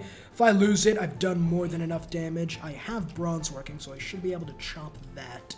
And a university in this city, and I think if I go ahead, I could probably figure out how to fix the loyalty pressure from nearby citizens. Occupational grievances will go down as time goes down, of course. And you here will just continue building farms. And I think the best thing to do is, of course, try to just win on the food front. Just try to get as much food as possible is probably the optimal idea. That's huge, and maybe even building a granary to help out is good. We'll get one soon enough. You will stay there and stay asleep, and then we'll just go ahead and hit next turn. Now, chopping that probably isn't going to be enough to fix the food situation, of course. Not really too much I can do there. Arrow score-wise, there are 8 turns, so I'm 100% certain I am not getting the Golden Age unless I got like a boat or something, which, I mean, it could be possible, of course. Governor title right now, I am going to now go for grants for double Great People points. It's usually really good. You stay fortified there. You will go ahead and chop out most of that settler in the city of Beijing. Although, in fact, right now, I think it's probably better for me to try to save the waning population of that city. Now, Machapahit is dying soon. I do have to be extremely careful. 4 turns now. I don't think there's really much I can do at this point. I could have, of course, just tried chopping a lot of this. This should help the loyalty just a touch. And getting in mind, and of course, if she gets a Dark Age, I should overall be fine. Well, next turn right now, there's another Civ. Pericles, finally. I made another one. I know if I got a scout, I could be building, I would have gotten him a lot sooner, but again, my morals are much more important than whatever thing I'd get from building scouts. Repair that. You will stay in the city. Now 9 turns till rebellion. Get a library in this city, and then in this city right here, we will do our best. We already have a dam. What about 2 dams? Here now, you'll chop mine that, and oh my goodness, I just completely made a mistake. Well, that's quite unfortunate. I did not expect the barbs to be roaming around back there, which is not exactly the best thing in the world. I don't think I'll be able to capture that guy, but I will be able to chase him down. We'll get Auckland, that's some air score, and we explore sort of the north. And this guy here is going to stay fortified, and you over here are going to go ahead and repair this tile. Actually, I could probably chop out the jungle there and give myself a little bit more food in Machapahit, which is good. This guy, of course, I'm not really going to be able to do anything much except go after my settler, which, yeah, you should probably move units with your settlers. I'm just a little too lazy to do that. We'll get exploration soon, but not soon enough to get a Golden Age. Ooh, that is quite a large amount of damage. Alright, I did not mean to... That was a misclick. Of course, I did that intentionally just to try to do as much, to show you guys, even if everything goes horribly wrong, you can easily come back and win from it. Absolutely. I will trade horses. I will trade a luxury if I can. Well, no money. That's fine. Militarily, I will buy another horseman because this one's about to be sent to an early grave. I will not remove improvement. Actually, I think I just repair that tile for right now. This city's growing enough. There's Matthias Corvinus. That's huge right there. We will now get another civ for me to trade with. I wonder if this counts as the 6. Wondering if T-Pose and Cleopatra counts as a civilization in general. So you can see I have been playing exceptionally sloppily, but that is because I am nothing short of exhausted right now. Here I will go for an industrial zone in the tundra because I'm not going to use the tundra for anything. Next turn I can actually...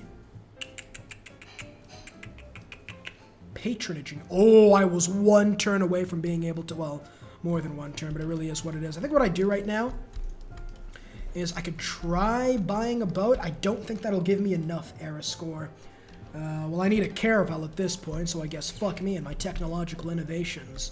Yeah, really not too much I can do. No one really has any money to give me. There probably is a way for me to get a Golden Age. I don't think I really care enough for me to actually get one. Go fuck yourself, Katarja. You're the one who decided to cause me problems. Matthias Corvinus, go fuck yourself. Renaissance era right over there. We are now at 5, 6, 7, 8, 9, 10 cities, and we have positive loyalty. Because Machapahit isn't a Dark Age. We will go Monumentality, and we will spam build those districts.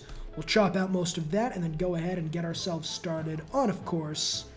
Not an aqueduct, because there's no place for me to really build that, but get myself another builder. Over here in Chengdu, I think getting a commercial hub is absolutely the best idea. Could put it there to give adjacency, but I don't want to give up the rice tile. You will link up because I've learned my lesson, and then you will move over there, proving I haven't learned my lesson. Let's go on to next turn. Cleopatra from the Void still doesn't like me for so... Oh! Nubia and Matthias are fighting for religious victories, so we should overall be okay. The Barbs seem to be out in force in this time of day, which is a little unfortunate. Get yourself a monument and then get yourself some production, buddy. And here we'll get a university, just trying to get that science up. We're at 120. Again, if the AI is ahead of you, it really doesn't matter. Like, the thing with Deity, I guess I'll talk about right now, it's been like fucking hours. If you're still listening to this, God bless your soul and your waste of time. But when it comes to Deity... A lot of people think that, like, oh, you have to get, like, optimal city placements, and you have to stick your hand right into the rectum at just the proper angle. It really isn't. A lot of the times it's just getting enough cities to get as much stuff as possible, if that makes any sense. In this city, of course, I will be going for a commercial hub, and I will actually buy a builder when I can, just because of the fact that I want to chop out those jungles before I really do anything in that city. This guy's going to get attacked twice. It's fine. I'll move there and settle the city in this turn. I will not die for my morals, as there is now a berserker. We will move up there. We will settle the city of Zerong. It might be in a dangerous position, and you would be correct. The reason I settled that is because I did not want to go back. We will get a builder in that city, and then in this city right here, we will buy another unit, but most importantly, we will get ancient walls that will, of course, never be built. We will delete that city tile over there. This may have been a waste. Go fuck yourself. Go piss off. You are not even a mortal realm participant, I suppose. You do not have a promotion, so you will stay right where you are and try not to die. Get yourself a monument, and then in the city of... God, this is such a god-awful capital, my god. I know I wanted it to be hard, but I wasn't expecting it to be just rock hard after searching up titties for the first time hard. We will go for crossbowmen. Oh, I could have gotten the Crouching Tiger for the Golden Age. I completely forgot. And the absolute dog shittiness of the Crouching Tiger, it didn't even cross my mind that I could use that. Whatever the case may be, I'll go for the city-state of Fez, I suppose. This is quite unfortunate, not going to lie.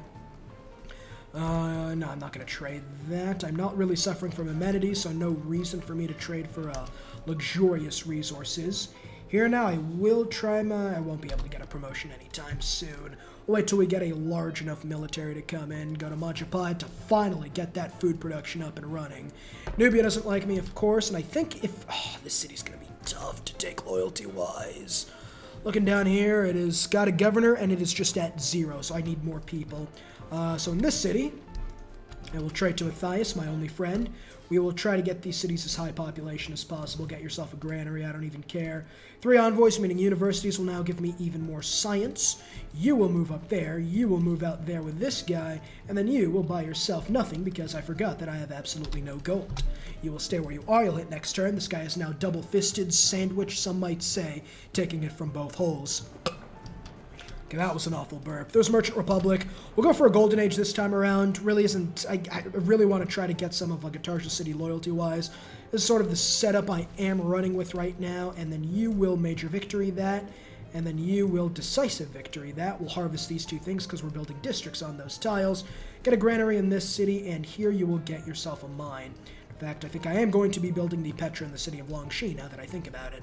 Over here, we will get as many farms as is possible, and I think I'll do the same. Actually, you buy the granary, I think, and then get started on the builder. Your production is god-awful, though, but lumber mills will fix that. So you can see they'll eventually lose loyalty as long as we can sort of keep them in that state. You will go back to the city and promote. And then over here, you will stay fortified for right now, and then you will move there because I think I could chop out this. Even if it does sort of cost me a unit right there, and then you'll go ahead and just try harvesting everything you can. Here now you have... This is absolutely awful, my goodness. I mean, just... Hoo-wee! This is not looking like a very good thing for me. Let's go get ourselves a builder. And then here you'll get more farms, and the city's losing loyalty soon. I don't want her to declare war on me, so I'm taking a look at the military strength. We will harvest this for some gold, which is sensational. And then here in Zerong, you should be able to get the walls before they do damage if they attack you. Quickest way to success is to levy strength of your allies, wouldn't you agree? Yes, I would agree. It's exactly what allowed me to take a look at Guitarsia's titties. And that flood actually saved my ass. What the fuck? I can chop out the walls, do a huge amount of damage, and... Berserker's going to be a little bit of a problem, of course. Nothing the average TheCivLifeR subscriber can't handle. And with the walls, these guys really are no threat anymore. We'll go harvest the rest of these, and then you will continue getting farms to increase the population of these cities, to increase the loyalty decrease, eventually securing that city for ourselves. There's the average suicide technique the AI loves to employ. I will trade all my Diplo favor because I'm not going to have it for very long, and that was a great person sound I heard. That is some gold and envoys, and I will send that envoy somewhere.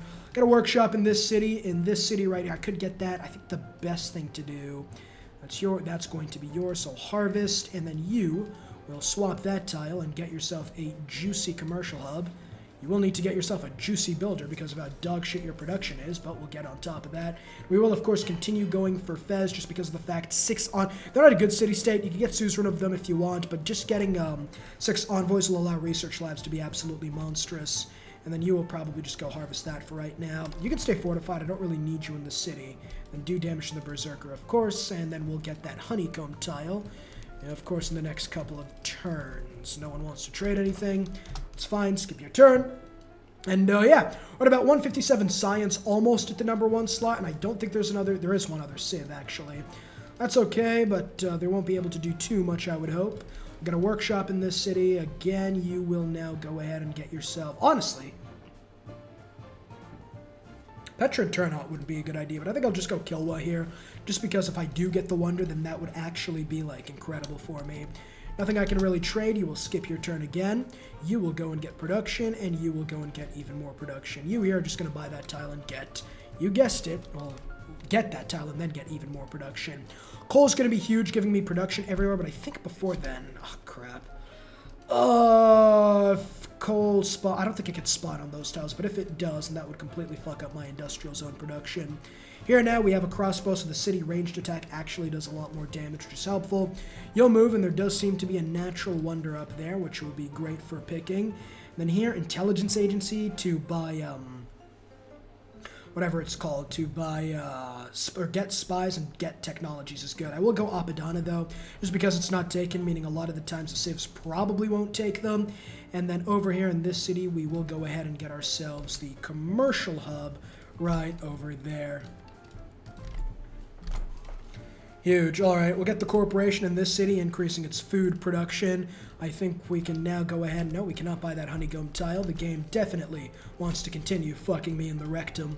We'll go ahead and hit next turn over there. We do have plenty of money right now. Religious victory. There are 2 civs really fighting over it, and now Matthias has the advantage, but it's going to take a lot for him to probably win that victory. You'll skip your turn. You will move there and harvest that production for the commercial hub. You will get a market, and you will run around and get food absolutely everywhere. This city right here, you will do your best not to die a horrible, horrible death, but I think we can just about manage. And coal over there is really good for us, which you will be getting in 2 turns. And yeah, you'll move there. There's effect, check, black. I'm sure there's some combination of syllables in that word that'll get me canceled, so I'm not even going to try to say that. We get 2 resources. One is under a campus, and the other is over there. I will get a builder there post-haste. No one wants mine. No, that's okay. I didn't want to trade them anyways. Keep you there. You'll move in there. And you over here will just go ahead and get yourself a mine. 19 turns still Kilwa is not bad whatsoever. And this city of turn 8 right now, 905 turns. Trust me, it is going to continue going down. I have so much food popping out of these cities, like it's just insane. Food focus, you will also go food focus, excuse me. And then you over here will chop out that rice for even more immediate foods. And then you will go ahead and repair that truffles tile. Over here now, I can go ahead and fuck this guy 3 ways to Sunday, and do the same to that guy over there, and then we'll be able to get the coal in the next turn. You'll be able to get that in the next turn. We'll hit next turn. 167 science per turn, and I'm not even in my final form. I think half my cities don't even have campus tile, so again, 10 cities by turn 100 essentially guarantees you the victory. Now, getting Niter may have been a mistake, oh thank God. 1, 2, 3, that's fine. You will move there and harvest food. The more food I get, the more I'll be able to take Katarsia City, which is exactly what I need, because I don't know if I'll get a Golden Age anytime soon. Even more coal giving me 9 production in the city of Zhorong, as, I don't know, Matthias I think is looking at me like a, ooh, may have to be careful about Matthias. And again, I think this is about the time where I probably have to beef up the military a little bit. Getting, it's expensive, but I think it's probably optimal for this playstyle right now. We'll get the Knight. Here in the city, you will queue up units. Again, just getting some units just to prevent the AI from attacking you is a lot of the times, like 99% of the time, the absolute best idea. You there will get yourself a farm to help with food production. Get yourself a farm over there. Upgrade to a crossbowman. And then I don't have any allies. This does make things a little bit more difficult, of course. What you can do, of course, is you could go and then you could give them, like, obsidian and tobacco. It'll kill your, luxury resources, but they'll be less likely to attack you. Not like they won't attack you, but they'll be less likely. So do that if you see enemy units that you know are going to fuck you 6 ways to Sunday and Saturday, and maybe even Monday. I mean, I don't know. I don't think there's like some sort of days you're not allowed to have sex in most places. I mean, probably some religions, but I presume that no government's going to send you to Guantanamo Bay if you decide to have sex on, like, Sunday or anything. The thing I'm trying to say is that it really doesn't, as we now are getting the city very, very quickly. And that'll be a really good Petra City, actually. There's guilds over there. It's fantastic. We'll go ahead and do that. Theology for the free envoy, and then you will go and get some production to help that crossbow come out faster. Here now, I think we will go for ritual. That's huge. And you there. Well, go ahead and get a mine there, because my capital city is still not growing whatsoever. Again, getting commercial hubs everywhere is definitely the, priority right there. I am absolutely dominating the burp game today, might I add. But science-wise, we've essentially caught up. There's a city-state of Mohenjo-Daro that's absolutely sensational. I will definitely put that information into my brain and use it in the future. There's a drought in progress, can't repair the honey, which is quite unfortunate. Get a mine up there. Piss off. We can make friends with Matthias Corvinus, and I think that is exactly what we're going to be doing. Matthias, let me suck your TCLR-induced schlong and research alliance, because they seem to be close enough for me to get a trade deal with, and since we're allies, they won't attack us, and I don't even have to build the military anymore. That is what I call a win. I'll finish the night, of course. There's a settler 3 turns remaining, which kind of sucks, but I will get the Alpadana after that. Now, 20 turns, we're definitely getting the Golden Age. Great Wall and Crouching Tiger is going to be sensational.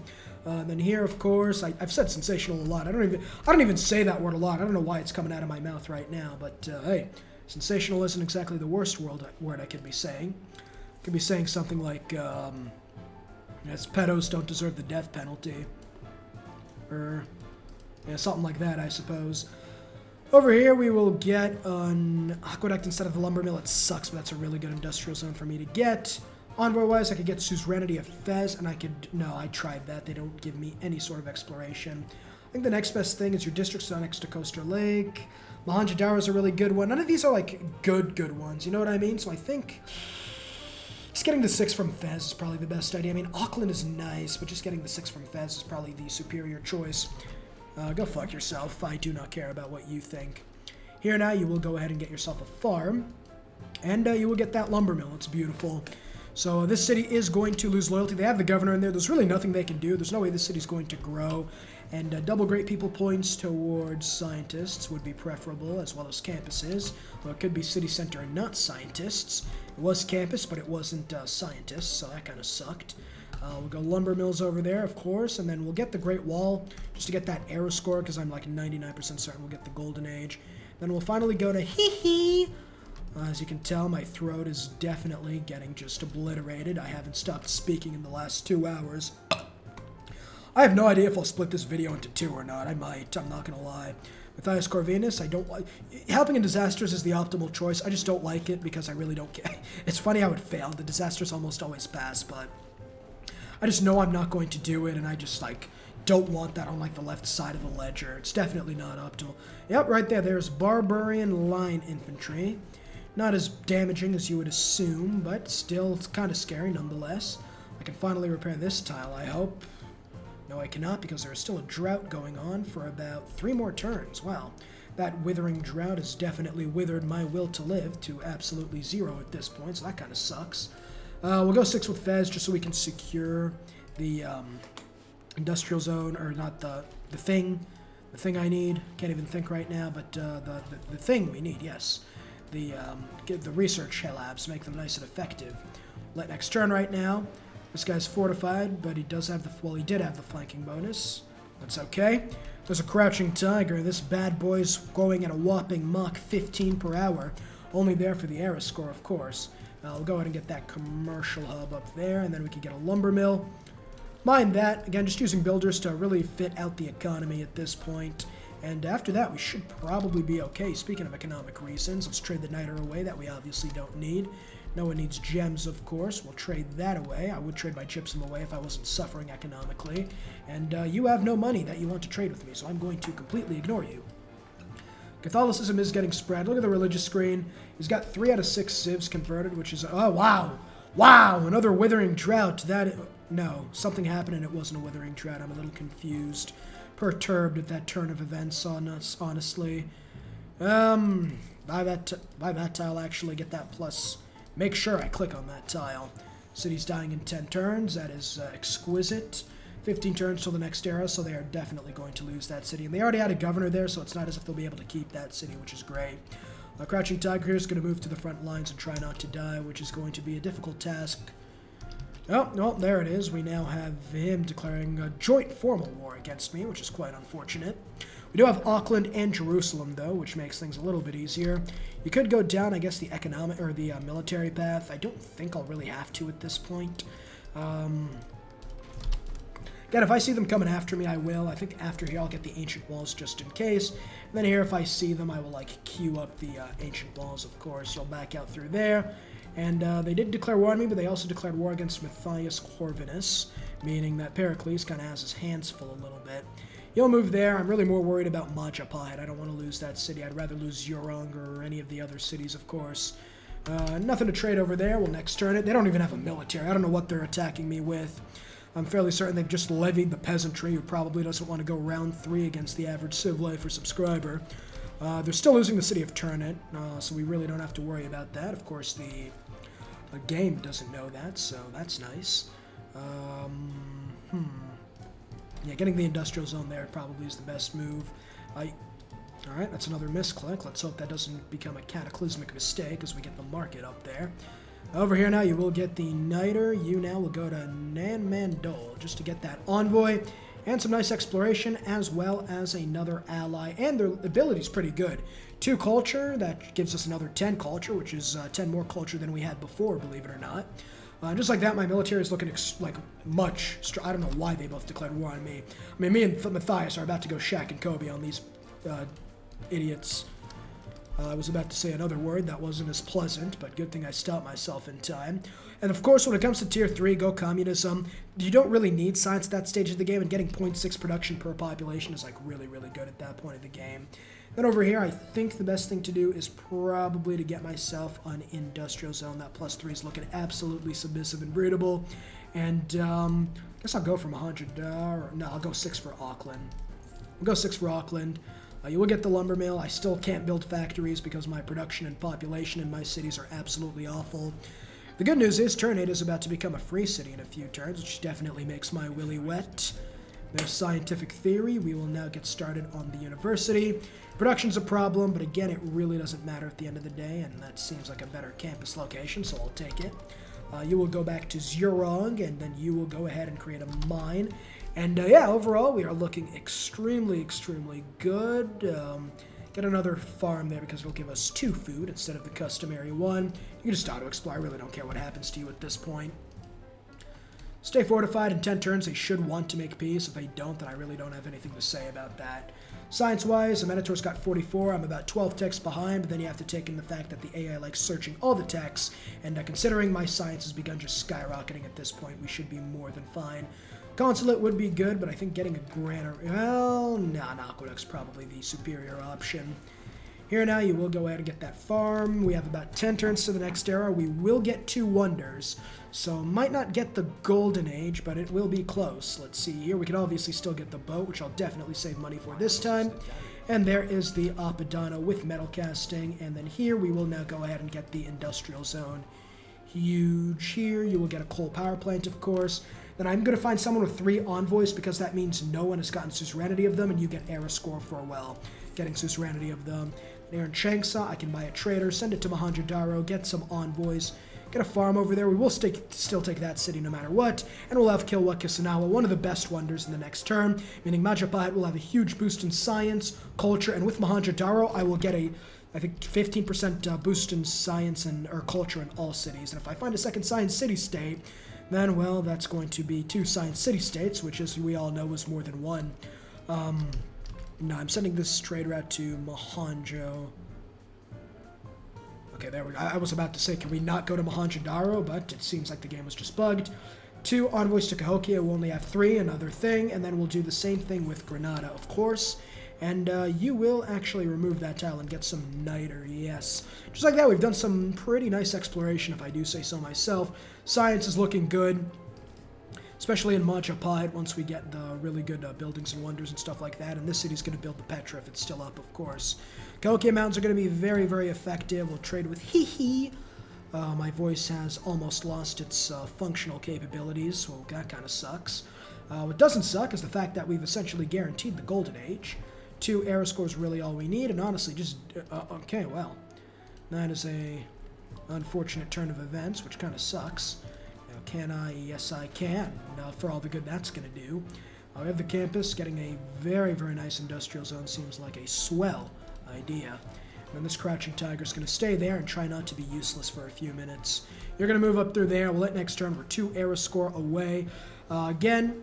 They're still a little bit ahead in science, but we are very, very quickly catching up right now, especially if we can find a second science city-state. There's enlightenment. I'm feeling pretty enlightened right now. Definitely feels like I'm high, even though I'm fairly certain I'm not. Over here, you will, of course, go ahead and get that great person, and then we can get Suzerainty of Granada, and that pushes us towards the Golden Age. Let's continue doing absolutely nothing to this line infantry. In fact, I'm fairly certain I'm just giving him experience for promotions. Can't build that city anymore. Looks like Ejaculatory syndrome isn't going to be becoming part of our empire anytime soon. I have been going off with these burps today, my goodness. Just dropping a 50 bomb, undoubtedly. We should be getting more science as we start getting campuses and industrial zones everywhere, however. There's a Barb encampment, which is nothing short of good. And then we'll get that workshop up there. We will continue attacking this guy who's just mocking me at this point, isn't even trying to move. And turn 8 will become part of our empire, and that's pretty much all I think I can take from her. That's quite unfortunate. Definitely not the optimal chain of events, of course. Get a builder, I'll get a trader in the city of Beijing, and you will go there and get a farm right in front of Gatarja's face. Just show her who's boss. Fuck yeah. There does seem to be a religious war going on in the background, not one that I care about, though, as we get a really good industrial zone, I believe, and we even find out what oil is as a thing. We'll get a trader in this city, and then you will go repair those tiles. I could get a spy, but I think it's probably better for me to just focus on getting as much science as I possibly can. There we go. 2 Eurekas is fine, especially thanks to my unique ability, and we will go to Fez, even though that was probably not the best move. Want to make peace? Alright, we'll make peace. That's huge. Alright, your sex toy is completely left. You want to make peace? I'm not allowed to trade for gold for some reason, which is quite unfortunate. But we've made peace with everybody, which is, that's great. Incredible, in fact. This next turn is going to be a golden age. We will skip you in the next turn, as the others don't really seem to hate me too much, considering that grievances are in my favor this time. And I'll be nice not to denounce them as we get the Enlightenment Civic. Trade Confederation's actually not bad. Rationalism instead of colonization, of course. Should have switched that out a long time ago. Then Craftsman instead of conscription, because I am making a lot of money. Just like that, we're at 205. I'm the only person in a Golden Age. Now, Golden Age, when it comes to the industrial era, in the early eras, always take the one that lets you buy settlers and builders with faith. It's just too broken. Like, go Void Singers if you have to make use of that more effectively. From the coinage is good. Heartbeat of Steam is usually the best, though. 10% production towards industrial era and later wonders. Campus Science also provides production, which is good for the cities that don't have a lot of production. And then I will immediately go ahead and begin building the production buildings of... Do you have a campus? You do not have a campus. Another thing I should have done is I should have now sent Pingala to my capital city of Beijing, which is probably making a lot more science. Yes, it is. Just optimal play right there, about 50 turns later than I should have. And go to your trades. Purchase luxuries. This is called the Quick Deals mod. It is absolutely a game changer. Completely stops you from having to go through everybody and decide, like, hey, do you want me to give you these resources? And, like, haggling for the right price. It's like an auto trader. It's fantastic. We'll go next turn, and if you're playing on Xbox, well, I guess L plus ratio is all about, I can say. Keep going. There's a gentle eruption right there that completely fucked up that coal mine I had, which is a little unfortunate. Good news is here we can get ourselves a builder, which makes things a little less unfortunate. University, of course, and then you will go ahead and continue repairing everything. Let's hope Krakatoa doesn't go for round 2. Well, next turn that, making 198 science per turn, we'll be able to get campuses everywhere and get research labs. And with the research labs, we will be able to get them powered. And then with the power, we will be able to get a lot of stuff. What about you? What is your production looking like? 67 is actually really good. So I think what I do, I'm going to build Ruhr Valley in this city. Ruhr Valley is an incredible wonder to have. This city here is going to get them a spy so we can like stop our cities from being dumpstered. You are going to get... There's nothing you can build at this point, honestly. Your food is just out of this world. I guess try to get as much science as you can. It's probably the best thing you can do. And the consulate might help in that regard, but I think just getting a builder is probably a little bit of a better idea. Then we'll continue repairing everything. Move up through there, go ahead and repair that luxurious resource. As she wants to make a trade, go fuck yourself, Katarsha. That is my capital. The Winged Tazar, of course, he decides to come for me instead of the Hazar, which is about to take his pot city, which is fantastic. So I get the city of Ternate, which is good, and I'd love to build a library, but I think turning it into a Petra city is the superior idea. Gonna buy the factory is what I was gonna do in the city here. And then that will allow me to get started on the Ruhr Valley. I'll put it instead of the commercial hub. I don't really think I need it that much. The aqueduct gives me more production anyway.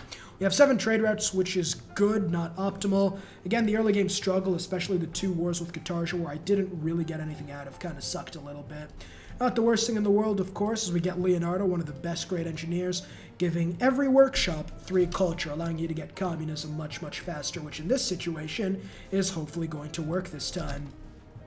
Here in Chengdu right there, I can get myself a builder if I trade away the rights to my economy, which is a small price to pay for builders.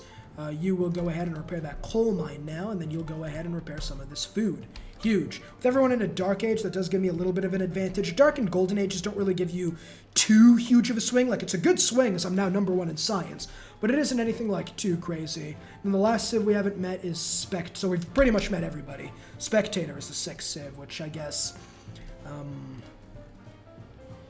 isn't it's not going to be, like, the most impressive game in the world, considering it's only against 5 civs, but, make sure to delete that for the next time. Get that builder there, and I completely forgot. I am an idiot, aren't I? I mean, we're going to use that builder to go through there, actually, and start chopping up some of that jungle. Just make way for industrial projects. Fuck the environment, and fuck Coupe, who denounced me for saying that blasphemous word. That's fine. There's replaceable parts. You will now move up there and get better cities, and coal power plant in this city. Now, what you could do, because I know science leader is Nubia, so what we can do now is send this by into Nubia city of Hihi. With that population, it should be insanely easy for us to steal a lot of that, which is good. And, of course, we are going to do our best to get us... Wow, okay, well, I wasn't expecting that we didn't repair the honey. I must be exhausted. Holy crap. We'll go get that farm up there. Next turn it. So far, so good. We're now beginning to really, really go all out with science at this point. And again, if you had like a decent capital location, you would be doing so much better. But even then, we are not doing bad at all overall. Coal power plant, of course. And then you'll go get that lumber mill. Go get that. Again, 10 cities is all you need. We have about 6, 7, 8, 9, 10, 11, 12, 13, 14. The more cities, the better, of course. Alright, I don't know why that coal mine has been just... It's like playing whack-a-mole at this point. Repair one tile, the next gets absolutely destroyed. We'll go get the... industrial zone over there. You will get that lumber mill, and after you're finished with that, you will go ahead and finish that dam, and I'll buy the campus buildings for you. Let's get that mine up there. You will chop out a lot of these unwanted jungles, making sure the native people don't come out in droves. And if I get the coal power plant, Beijing should get the power, so that's fine. Well, for some reason, Hungary decided not to destroy that encampment. That is very unbased of you, if I do say so myself.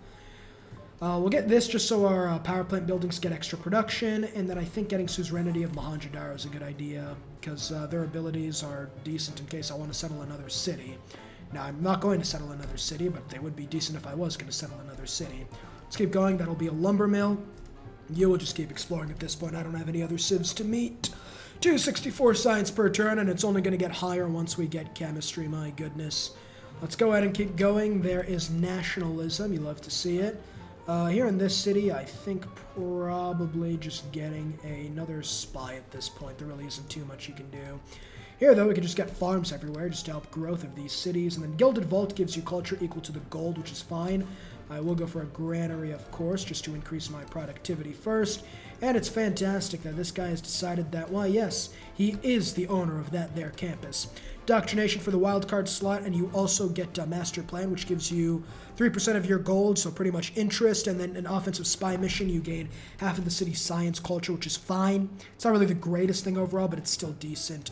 Liberalism instead of serfdom, I believe, and then just getting housing, I think, is probably the important thing to go through right now. That's fine. 266 science per turn's looking okay. The Ruhr Valley's looking sensational. And this infantry right here, oh, thank God he's an idiot. This is always going to be production. If you get to producing military units, it's always going to be production. This is almost always going to be melee. So we'll do that. Get those 2 free Diplo victory points. And yeah, should be good for us. Wish the AI would fix, or wish Firaxis would fix that before they work on Civ 7, but probably not too much hope for that now that I think about it. Get a granary, I guess. You do need growth. Only get granaries if you're like over the housing capacities. The food bonus really isn't the best, and aqueducts give more housing or better housing, and they give like adjacency bonuses, which is great as well. Katarsha wants to be my friend. Just seems like she's finally come around to the fact that the city of Majapahit is rightful Genghis territory. That is. And then we get the research alliance with her because we can get trade routes with her, and we'll get a military alliance with him just in case somebody wants to fuck around and find out. Coal power plant, of course. Over here in this city, your production is sensational. I don't know why. I don't know why your production is active. Getting the Ruhr Valley in this city would have been 100 times better, but no use in crying over spilt semen, I suppose. You will get yourself a farm, repair that tile, get that lumber mill. Again, a lot of the times I'd be done like an hour ago, but the problem with this game, of course, is just the fact that I'm trying to explain everything. Pericles here calling me the N-word hard R, which is a little unfortunate. I don't think the Twitter community will react too positively to that statement. Chemistry coming in 2 turns, which is where the science really starts going off. We'll go Gilded Vault. Science, of course, +4 science from trade routes in a Civ that has absolutely 0 science per turn, essentially, which is fantastic. Commercial hub. And we will faith by the meeting house for more production. Gilded Vault. When it comes to great people, you don't need great people. Of course, I'm not like. Of course, if you getting great people is great, it's fantastic, in fact. But like, I just get the great people I'm given. I really don't like doing that RNG. But if you do want to get the best ones, the late game industrial era great people, the ones that give you. The ones that give you the boost to spaceship parts because they're so damn expensive is always the best one. Here now you will get another lumber mill in that city, and the city of Shanghai is looking absolutely fantastic. There's another religious war going on in the background, going to ignore the heretics getting bombed to the ground, and there is chemistry. Everyone's going to start the second they can. You are getting a research lab, and then you're going to get a niter mine, and then you are going to switch with that tile to get that research lab a lot faster. Now when it comes to technology, you're going to go rocketry, into satellites, into nanotechnology. Get that thing over there. You will move up there and get yourself a farm that's huge. And you'll go there and get the Alhambra or whatever, or the is that Alcatraz? Whatever that natural thing is called. But yeah, we're gonna go get that. Universities are going to be built. Ruhr Valley is going to be built everywhere. That's huge. Production's really the bottle cap in the late game, so even if you're not like ahead of the AI, I don't worry about it. You are still more than fine. And what's this thing called? It's called the Alcazar. Excuse me. I just have too much PTSD from the Alcatraz, I suppose. Move in through there. You're going to move in up there. Next turn, we're going to get the Petra in 3 turns, and that city's going to turn great. Let's hope the Americans aren't in this game, else some civilians are going to get bombed to the ground for the sake of preserving democracy. We'll go repair that niter tile, of course, and then research labs. Research labs, research labs, research labs, research labs. I'll even buy one in the capital city. Fuck it. Look at this. 1 research labs give me like 20 science. It's absolutely great. Let's hit next turn right now. I'll save money to buy research labs where I can because just getting those will give me a giant amount of science. You here will get a farm in that city. 2 turns till the Petra. Production is looking good. Huitakala in the north for some decent amenities. Amenities are good to give you bonuses in the late game, but a lot of the times your population is just going to get so high. Go fuck yourself. A lot of the times your population is going to get so high that you'll never be able to get anything other than like +1 amenities or something like that again. Science, science, science, science, science, and then you'll go industrialist, and I think I will put you in the city of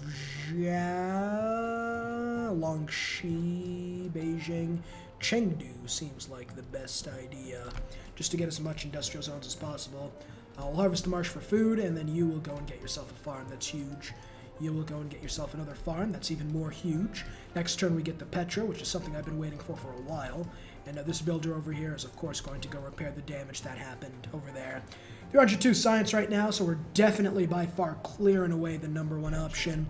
Petra's great because now these desert tiles actually do something. And you can now get started on science as well. Just science, science, science everywhere. It's going to be a science fiasco. You're going to move up through there. We're still getting the Gilded Vault. We'll chop it out to make things quicker, though. Now, I haven't been able to get districts in these cities because their production is god-awful. Reservoir Valley and Huitakala in the same turn, which is great, honestly. And you'll get a lumber mill just to help production in that city. Here in Beijing, you're going to get a coal power plant, research lab. Wonder what I'll build in these other cities. 4 envoys. I could get Cahokia back. I don't really think there's a need to. Fuck it. I'll put 6 into Cahokia and then put another 6 into Mohenjo-Daro, even though it didn't give me anything. That gives me another governor title, which I don't need. Vertical integration is really good, and then you will get yourself a mine to help production. Huge. Now, at this point, I'd usually quit the game because the game is obviously essentially over, considering the fact that I'm so far ahead in science. It's turn 187, and I'm going to be building spaceship parts soon. But I will play to the end just for the sake of this game. But honestly, this is probably the end of like the sort of guide, I suppose, as again, I'm continuing to play whack-a-mole with these tiles. Yeah, I get that. You will now go ahead and steal technology as we get Lake Retba. That's huge. And next turn, again, Deity. I played with an absolute garbage civ and an absolute garbage starting location. Went through an absolute garbage war in the early game. But again, as long as you can get around 10 cities by turn 100, as long as you can really that's really, at the end of the day, all you really need. I know I keep saying that, like 99.99% of the time, if you just get 10 cities by turn 100, you will almost always win. And then make sure to trade whatever you can, even luxuries in the early game when you don't need the amenities, just because all that money it's going to give you is just so much better than what other things you could spend it on. You don't even have a campus. That's kind of embarrassing now that I think about it. Here, though, we will get the industrial zone to help out our completely failing production in this city. Prepare the market, university, of course, and industrial zone right up there. That's huge. Auto explore, I really do not care what happens to you. I am going to keep it real with you, Chief. A Minotaur, though, is looking absolutely thick militarily. Holy crap. Now, it might be good to get on our good side because I don't want to get into a military arms race. Oh, hey, definitely don't want to do that. My goodness. I will give you obsidian and 20 gold per turn. Now, she probably will not declare war on me. Intelligence agency time. Gilded Vault, research lab. Mine that, of course, and then I will stare at that infantry unit and hope he doesn't come out of his shell to harass me again. 350 science per turn, absolutely dumb. I don't even have all my research lab, not even close to all my research. Bro, I'm still building universities everywhere. My goodness, this is just... It's been a fantastic game, not gonna lie. When it comes to science victories, bro, I am just... This might actually be a good game overall, considering how badly we started, but overall, Cahokia Mountains do give amenities, which is definitely something you want. Spaceport's coming in soon, which is great. I'll keep somebody in Beijing, and probably put the spaceport where the aqueduct is, just so I can put the spy in the industrial zone, and it'll protect the dam, the aqueduct, and the truffles tile. Can't forget about that bad boy, the most important resource in the entire game. Now, here's something else that's important. Aluminium. Now, with aluminium, you can absolutely take the game by the horns. 1, 2, 3, 4, 5. So we get Suzerainty of Muscat, Suzerainty of Fez, which I already am suzerain of, and then we can just go ahead, buy that tile, and then get the builder to begin building it. You need that for spaceship parts. We do have the Research Alliance, so I think I'm going to send this to Majapahit, which is like one of my better cities. 3 turns to Wakatri, just get as much yields as possible, I suppose, as we're not going for production. And then you will stay in the city of Beijing and stay in the industrial zone to protect everything.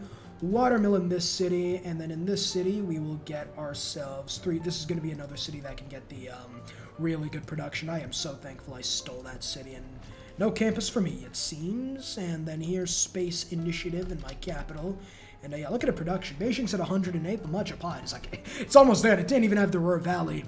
Obviously, optimally, I'd put it in Majapahit. When it comes to spaceports, I build them in like as many cities as I can. Just so in like, if they don't have anything to do, of course. Just because in like the, ooh, almost fucked up there. In the later stages of the game, when there's nothing to do, just getting like, spaceports in every city is like a huge bonus just because of the fact that you'll be able to get the late game space projects a lot faster. Science-wise, we'll go for Matrim. Let's hit next turn because of course you need like 50, take a look at the science victory. Over here, oh my goodness, I do not want to have to deal with that right now. That's so bad. Fuck. Alright, but we'll get to, okay, let's just fucking get to this. In science victory, of course, you have to get like 50 light years traveled, and like the booster parts that give you light years traveled, getting them as soon as possible is definitely in your best interest. Get a builder in that city to repair everything, and honestly, it's probably best for you to just repair the research lab after the industrial zone. Here now, you will go, there's nothing to build, so just go campus research grants at this point. Here in this city, we get rocketry in the next turn, so just get yourself campus research grants for like one turn or 2 turns. Research lab, and then go get that aluminum. And then here we'll go repair that tile, and I am going to 100% guarantee a disaster is going to happen in the south, I promise you. This builder's been running around for like 2 years, poor soul. Well, I was wrong in the location, but I guess I was right in where it was going to come from. That's a little unfortunate. Whatever the case may be, you are going to go ahead and hard build a builder. You are going to go and get yourself a spaceport, because 26 turns is really nice for one, and then you will queue up a spaceport. And then you will also get yourself a spaceport right in that desert tile. Beautiful. The others will not because their yields really aren't that good. The industrial zone might help that city get one, though. And then aluminum, we'll start getting some. That's huge. Repair that. Go ahead and start repairing everything, really. And then you have a promotion. Get technologist if you can't. If not, counter spy or anything that helps in your defense is huge. And then we'll continue stealing the bottom tier technologies. Because remember, we've been going around the top tier, and with the Minotaur strength and focus on military, and the AI just always like keeping an even amount of technologies, they will never beeline for the most part. We'll be able to steal a huge amount of technologies from the southern end of the tech tree just by going in a Minotaur's lands, which is good for us. You're going to go and repair those tiles. You are going to go and tech boost steel, and then you are going to go and get the Cahokia mount for more amenities. You'll go ahead and repair that tile and hit next turn. And we're at 145. I don't want to get into a Dark Age. I'm fairly certain we won't. Worst comes to worst, I'll buy a boat. I mean, I still haven't done that. And then we've circumnavigated the globe. Yeah, that's also extremely helpful in that regard. Got a farm up there. That is fantastic. Beijing is still at 10 populate. Like, if Majapahit was my capital, listen, today was the day where I had like 5 really good capitals, and I had to keep restarting because I didn't want to get like an incredible start. I wanted to like just show like, I guess, an awful starting location for the most part, just so, or not awful, but like bad, I suppose, just to show like you can do it too. I just like fucking Power Rangers type beat, but whatever the case may be, let's go ahead and secure Mogadishu so we can get like 25% gold in every city thanks to Killuckus and Awa. We'll get a farm up there. We'll hit next turn. Cities have been, for the most part, built. We're still building campuses and research labs and stuff like that. And Minotaur is too, though. She definitely has a lot of cities. But again, production-wise, highly doubt the AI has a huge amount of production, especially with us securing Ruhr Valley. 8 turns remaining till the next era. Again, going to buy a boat in Changsha if it ever gets to that moment. You will go get that lumber mill in there. Huge. Here now, you will get yourself a workshop, and you will go to get more science from... Surprisingly, it's going to be from Guitarja, who's got, like, no science. Oh, well, there's the war. There's the surprise war, and there are the Corsairs. This is going to be a little bit difficult. Again, we are going to have to go ahead and get these walls extremely quickly. We'll probably just go ahead and get them all right now. You will get mines up there, and looking at a Minotaur, most of her military is down south. I think we have to probably go for the aerodrome somewhere just to get planes and help us out a little bit. The problem is, this is the only place I can build an aerodrome, which is anyone who can build it 6 turns is fine, and it's close to the front line. You can build one in 7 turns. All right, here's what we're going to do. Late game war. Again, we might lose some cities. I doubt it. Get an aerodrome over there, and then get an aerodrome over there. Planes are just broken. Get one over there. Doesn't matter if you put them close, of course. I think what we do now is we try to do everything. She is at war, of course, with like half the known world. No, she didn't, because Guitarja decided to be a little bit of a bitch. Okay, well, she likes a spectator, except her and Guitarja are just, I guess, face swapping or something. That's fine, that's okay. Now, can we upgrade anyone and increase our city defenses? We can. A musketman will help that out tremendously. She doesn't have really the most advanced military, which is fine, of course.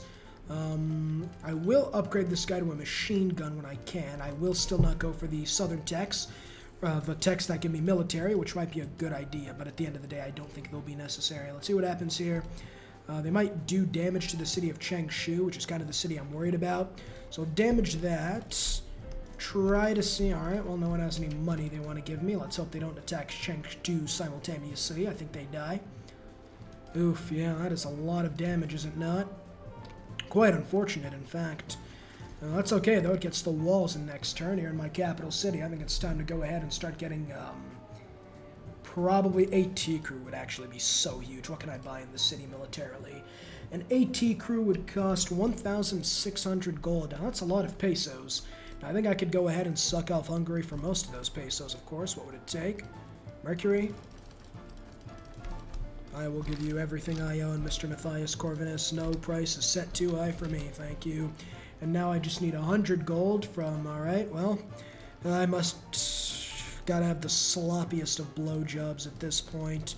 I will quite literally give you everything, my dude. There we are, huge. And just like that, we could go ahead and get ourselves an AT crew, increasing city defense to 81. There is a 100% chance they're not going to steal that.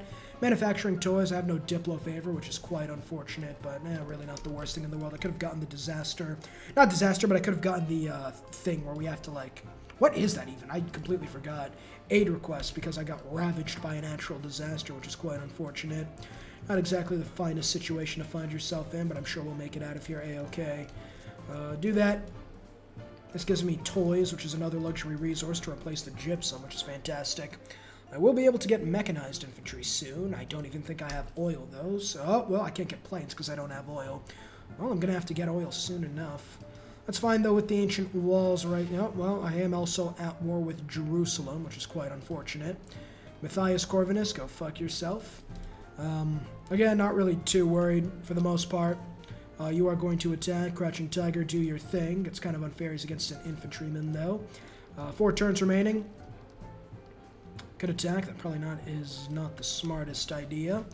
The good news is we should be able to get multiple military units in the near future. I think right after satellites, just because of this war, I am going to be forced to go refining, which is kind of sucks, honestly, because I really didn't want to have to do that. But again, the harder the game is, the more I can show, I guess, that these strategies kind of work for the most part. Again, when it comes to this situation, I'll attack just so I can kill the unit. They are not going to be able to really tear down the walls anytime in the near future. And even if they do, losing Chengdu isn't like crippling or anything. Let's continue stealing technologies. We'll let the next turn right now, see what their next course of action is. Again, by the time I get to airplanes, the game is just going to be over for them. I'll just completely eviscerate them. Oh, well, ancient walls seem to have not really done too much to stop the city of Chengdu. That's fine for the most part. We do get a giant amount of technologies boosted. The thing is here, though, you'll move there. You will attack. You will do absolutely nothing to that guy. And you will get yourself ancient walls. I completely forgot about the city of Shanghai. Quite unfortunate, honestly. She's losing military prowess, which is fine. Here now in these cities, I'm going to have to continuously build military units, unfortunately. We will build AT crews in every city, transfer out to Nanjing, just in case the impossible option happens. And getting Jerusalem, I think, is going to be huge. We'll get them soon enough, I believe. You will skip your turn, because I'm fairly certain the city dies in the next turn, no matter what I do. And you will get yourself a mine. And then these infantry units aren't exactly the things I want to be going up against. You can promote now. I will go for Quartermaster, I guess, to help me out a little bit. Get a farm up there. Just trade route to Cahokia, I suppose, and then you're going to go and chop that. City ranged attack over here. The field cannon might be actually a problem. I can't build any other form of walls, which is unfortunate, but getting it to a musketman might help help out tremendously. See what happens to Chengdu. I'm 99% certain that that city is a goner, but we might as well try, I guess. This builder's actually going to come down here and get the oil I need for my planes in the next turn. See what a Minotaur does over here. The city is, of course, going to go, and they did take the city of Chengdu, which is unfortunate. They're going to take Shanghai as well. I'm probably just going to retreat until I get my airplanes. Airplanes really are going to change this game overall. You will go over there. You will retreat into Beijing. And you are 100% not making it out of here alive. Go ahead and make a core out of this guy. No trade routes for you to go to. Might as well go to Jiaodong and get a solar panel to get some of that juicy era score and get the factory. They are still heavily losing loyalty in that city, so that's fine. Here in this city, I think I just get another AT crew at this point. Amani, we can put her in the city-state of, who would be, Muscat would be helpful, actually. Muscat, well, they're already at war with her.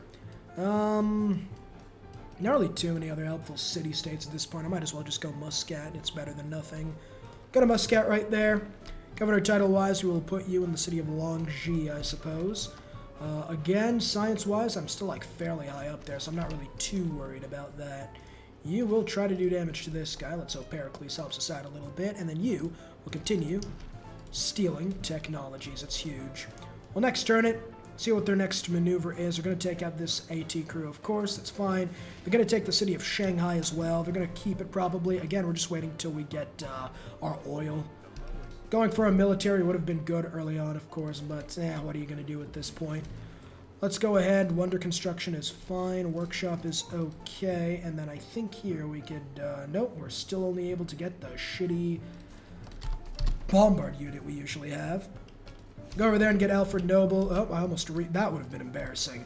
That would have been extremely embarrassing if I restarted that. That would have been just crippling now that I think about it. You are going to stay fortified. Attack him. Attack him. That's huge. And we're saving up our money right now to buy a few airplanes when we can. And I think, after that, of course, the next best strategy... We already have advanced flight. Oh, wait, we already have advanced flight. I don't need oil. I think I can actually just build planes now, can't I? Fighters and bombers. I can, wow. Alright, well, I'm a dumbass. Let's go ahead and buy that, and then we'll go ahead and try to get as much money. Go fuck yourself. I don't want some sensibility. Alright, well, I'm going oil for no reason whatsoever, it seems. That's fine. I'm going to be able to eviscerate their military by the time I get planes. Planes are just the kings of the late game. There's the modern era. We are in a normal age. I think, honestly, we might as well have some fun and just do as much damage to these fuckheads as possible. We don't really need too many melee units anymore. I think I'm just going to go nanotechnology right now. She's in a normal age. It's huge. Production-wise, in this city now, in the city of Beijing, I'd love to build this, except I need 13 population, unfortunately. Build a research lab. You will stay fortified, and I will not be able to make any sort of money at this point. We don't really need the builder here, so probably doing something to increase production in one of these cities, like you, for example, getting... a fighter. We'll get some fighters to deal with the units, and then bombers to deal with the cities soon after. Right now, Beijing might be in a little trouble. That's A-okay. They're going to lose that city as well. And then if I could just get the walls in Beijing. City center, we're going to need that.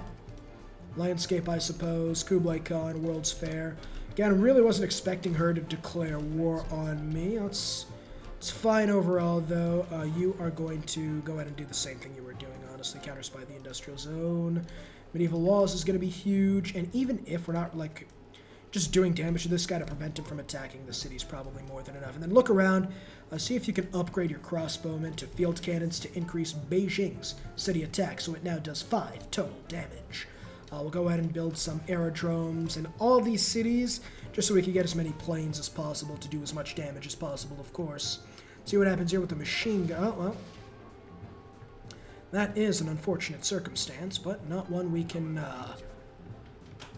I guess, do. I am too tired for this. What do we need? We could trade for some money. Matthias is going to be extremely helpful, I believe. Let's go ahead and see if we can trade gold per turn for as much money as possible. I think if I get 1,000, I'll be able to get a plane. He is willing to do it for, I presume, 50 gold per turn. Alright, I guess it's going to be 60. Gotta be careful not to give him the 60, of course. I could probably do that in the state I'm in right now. That's fine. Now the question is, the city definitely lasts long enough for me to just buy a fighter and get going. Here we are. Go to this city. We're still building walls in this city, although medieval walls probably won't do too much. That's okay, though. We'll hit next turn, and hopefully they don't have a melee unit behind that fog of war. No, they have decided to retreat for the most part. It seems they've heard about the fighter I've just constructed. Deploy, air attack, no, so we are going to deploy this fucker over there. Oh, yeah, you guys are fucked now. You pussies are about to take it right up the rectum, it seems, and there's nothing you can do about it. I think we have oil. We could probably get oil. Okay, hold on, I'll do that all next turn. Do I have oil? I'm getting oil soon. I'm getting oil in the next turn, actually. That's fine, just like that, you're about to see fighters for units and bombers for everybody else. This guy's an army, and I do like half the damage. Holy crap, that is definitely a disgusting maneuver, undoubtedly. Here in Majapahit, did you build the aerodrome? You will build an aerodrome. There we are. Again, continue stealing tech boosts. Tech boosts are just too good in this game.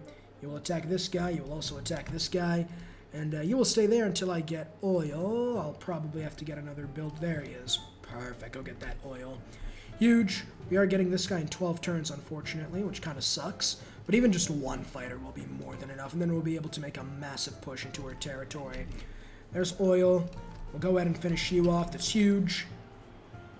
You are going to get yourself an aerodrome. Again, you only really need, like, technically one, I suppose, spaceport, which is what we're going to get in that city, and that's probably going to be all we need for the time being. And again, if you're in this situation, always go for defense, prioritize defense. Late game, it's all about planes, so just build planes, and don't get too worried if you lose a city or two. Like, right here, if you're caught by surprise, just like I was, you know, leaving the average TheCivLifeR subscriber sometimes completely fucks up the game, of course, but if that ever happens, I think I'm just going to go ahead and get myself a field cannon here. You are going to move there and try to take some of the damage, and you're going to give me some arrow score. Here you are going to attack, although a field cannon would be by far the superior option right now. Let's go ahead and do some damage to you. And continue saving money, of course, to go ahead and try buying another plane. You will now go and get another tech boost, and we'll hit next turn. Of course, planes in the late game, if you get like 9 or 10 of them, they're just so massive in the mid to late game, or late game especially. Like, I'll be able to eviscerate our military and then walk in with like a cavalry unit to take the city. Majapahit finished huge, get started on some bombers so we can begin attacking cities. You will move there and you will attack. You will attack. Then musketman is really not going to be the smartest idea. Move up there just to try to get him off the fortified position, and then you can at the very least damage and even take him out. Wow, I was not expecting that. With oil, I will be able to upgrade to infantry, and that should be a good enough unit to be able to take. I might even buy a tank, honestly, just to flex, just to stunt on the hose a little bit. Again, air attack, you can attack like cities, but much better for you to like just wait for bombers to do that. I have to hit air attack too. That's just so stupid. You will attack. You will attack. And then that would be funny if I was able to take you out, honestly, but I can't. It seems my masterful bait has been masterfully avoided. I will sacrifice you to take this guy out, just so I can go ahead and hopefully finish the aerodrome in the next turn. Let's do this. This guy's going to get an oil well. Next turn I will be able to upgrade my unit. It's turn 216 right now. Shanghai is about to lose loyalty. That is A-okay. Is she in a Dark Age? She is not, but she is not able to keep that city. I am surprised you are not dead, but I will take it. And then we will come here and we will buy ourselves another bomber. They're expensive to keep, but that's why I have 175 gold in the tank. And then you can just go ahead and get campuses for right now. Just get solar panels everywhere. I should be close to being able to buy another one. But I completely forgot Matthias. Give me a military alliance. That is absolutely huge right there. Next turn, again, my plan is to completely eliminate her. Science victory, I have counted up dramatically. And this guy's just getting one shot. Now, you could upgrade your fighter, but the AI almost never builds planes. They build a lot more now. But I really don't need too much against them, I suppose. We'll get that decisive victory over there. Huge. And then over here in Jiaodong, I can't build the aerodrome. That's fine. With the spy right now, I am going to send to Kawa just to increase my diplomatic visibility and get like more combat strength and stuff like that. I will also take Victor because he's very strong at defending, and I will send him to the city of Nanjing. Governor Idle, we're about to hit him with the Soviet pushback after they almost take our capital, Strat. Didn't expect that to rhyme, but hey, I'll take it. We'll go ahead and move there and get some more production. Eritrea is about to become my city in the next few hundred turns. And again, she is going full war economy, it seems, but as I get more and more units out, I should easily be able to just eviscerate her forces. She does have a plane of her own, so it's probably in my best interest to, of course, get a... I'll get another fighter here. We'll get more fighters. We win this in the skies. We'll get that over there. That's fine. And, I think we could probably make some very solid trade deals at this point. We'll do that. We'll do that. I don't want to trade too much aluminum. I am fine with coal. I mean, I'm losing a lot, but I guess it's a-okay. We'll do that, and then here in the city of Linjinshao, or this city probably, we will be able to go ahead and get ourselves another fighter. Fighters at this stage are more important just to deal with their units, and then I'll get like 1 or 2 bombers to begin attacking Chengdu, of course. Oh, that's a bug. Alright, she attacked me with 3 of those guys. It's quite unfortunate. I am going to have to go ahead and get some anti-air. I'm liking this, though. This is most definitely a fantastic game. Fighter, I think I'm going to rebase him into Beijing. I will get a lot more soon enough, and then I do need to get a lot of fighters. I won't be using too many of them. Where the hell is your airbase? There it is.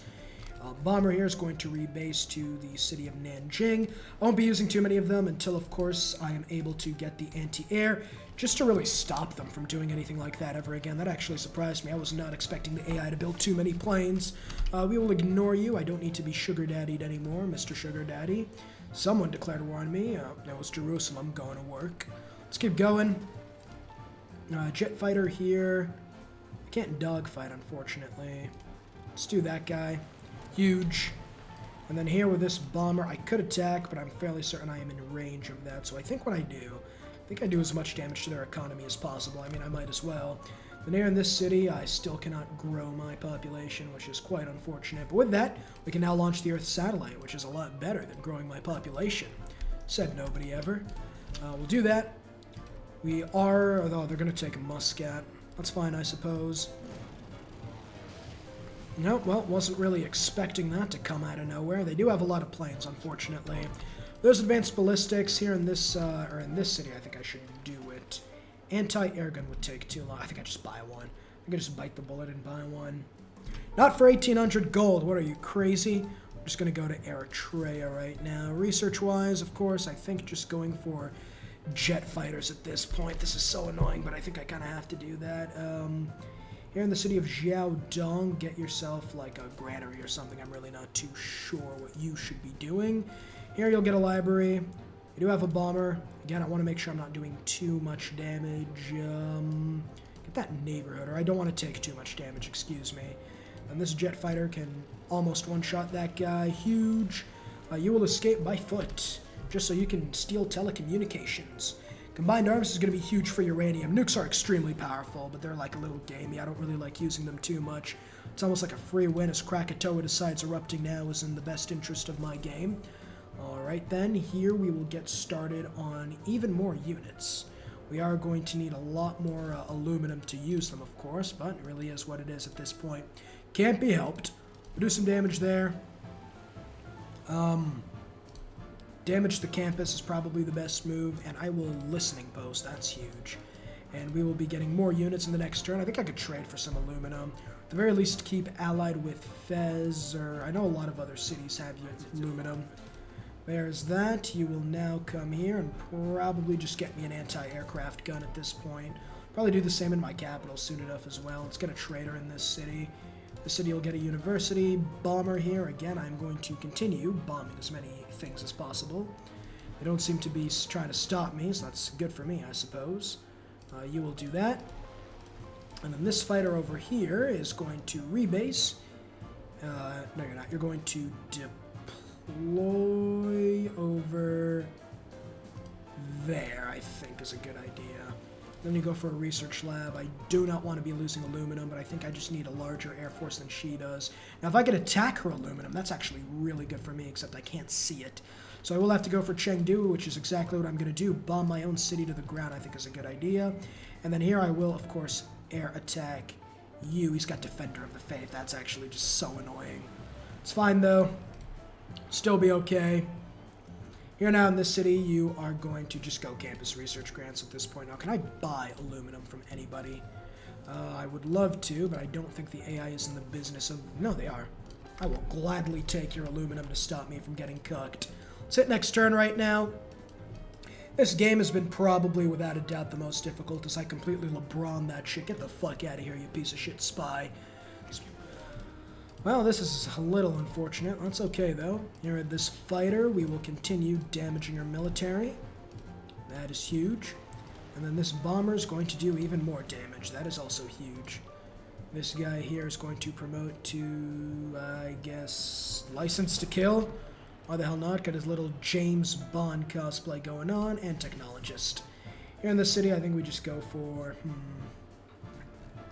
probably just get the, we have the spaceport. Wow, alright, campus research grants, I suppose, and not really sure what else. There we go, we got that fighter. Deploy him, or rebase him's probably the smarter maneuver over there. Now we have complete dominance of the skies, it would seem. She is losing her military rapidly. Definitely the Germany in this universal war on like 8 fronts at this point. Here in Xinjiang, you will go for campus research grants at this point. You will do the same thing in that city-state, and then guess what? We have ourselves another fighter. We will rebase them to Cyan, and I think I need another bomber. I'll probably just end up buying them. Go to Miro. That was actually the wrong idea. You will not promote because there's really not too much for you to do. You will stay in my capital of Beijing and continue defending my spaceports. Bomber here, we are going to attack Chengdu again. You are going to easily one-shot these units. Nice.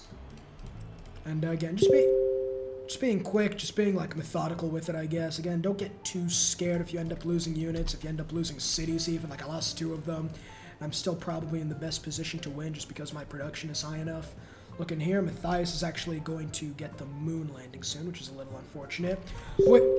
With communism, we should be more than okay at this point. 5-year plan, of course. I want to get the one that gives me extra aluminum, but I'm not going to be able to get that one for a while. And then Raj is going to be so huge with my allies. Agent killed, that's quite unfortunate. Not as if I care, though. And we will continue massacring the civilians that were formerly part of my empire. You cannot attack anybody, so I guess we'll just deploy you to the front line, so hope you don't get schwapped again. I don't know how to send these guys on, like, anti-air attack, which is unfortunate, is what it is. I'll start doing some damage to the city. Diplo visibility is actually really good. The more Diplo visibility you have, the more damage you do to, like, cities and stuff like that. You'll get a research lab, or the more Diplo visibility you get, the more damage you'll do to, like, enemy units, just because of intel strength. I don't know who has the intel advantage right now. We are getting actually another fighter soon. We're losing some aluminum, nothing too crazy, though. We'll be able to completely destroy our biggest competitor at this point extremely fast. I think I will even be able to buy myself another bomber in the not-so-distant future. I can buy one right now. Well, would you look at that? And then again, I could two-shot, like, machine gun armies. It's insane. And I know I should be upgrading these guys.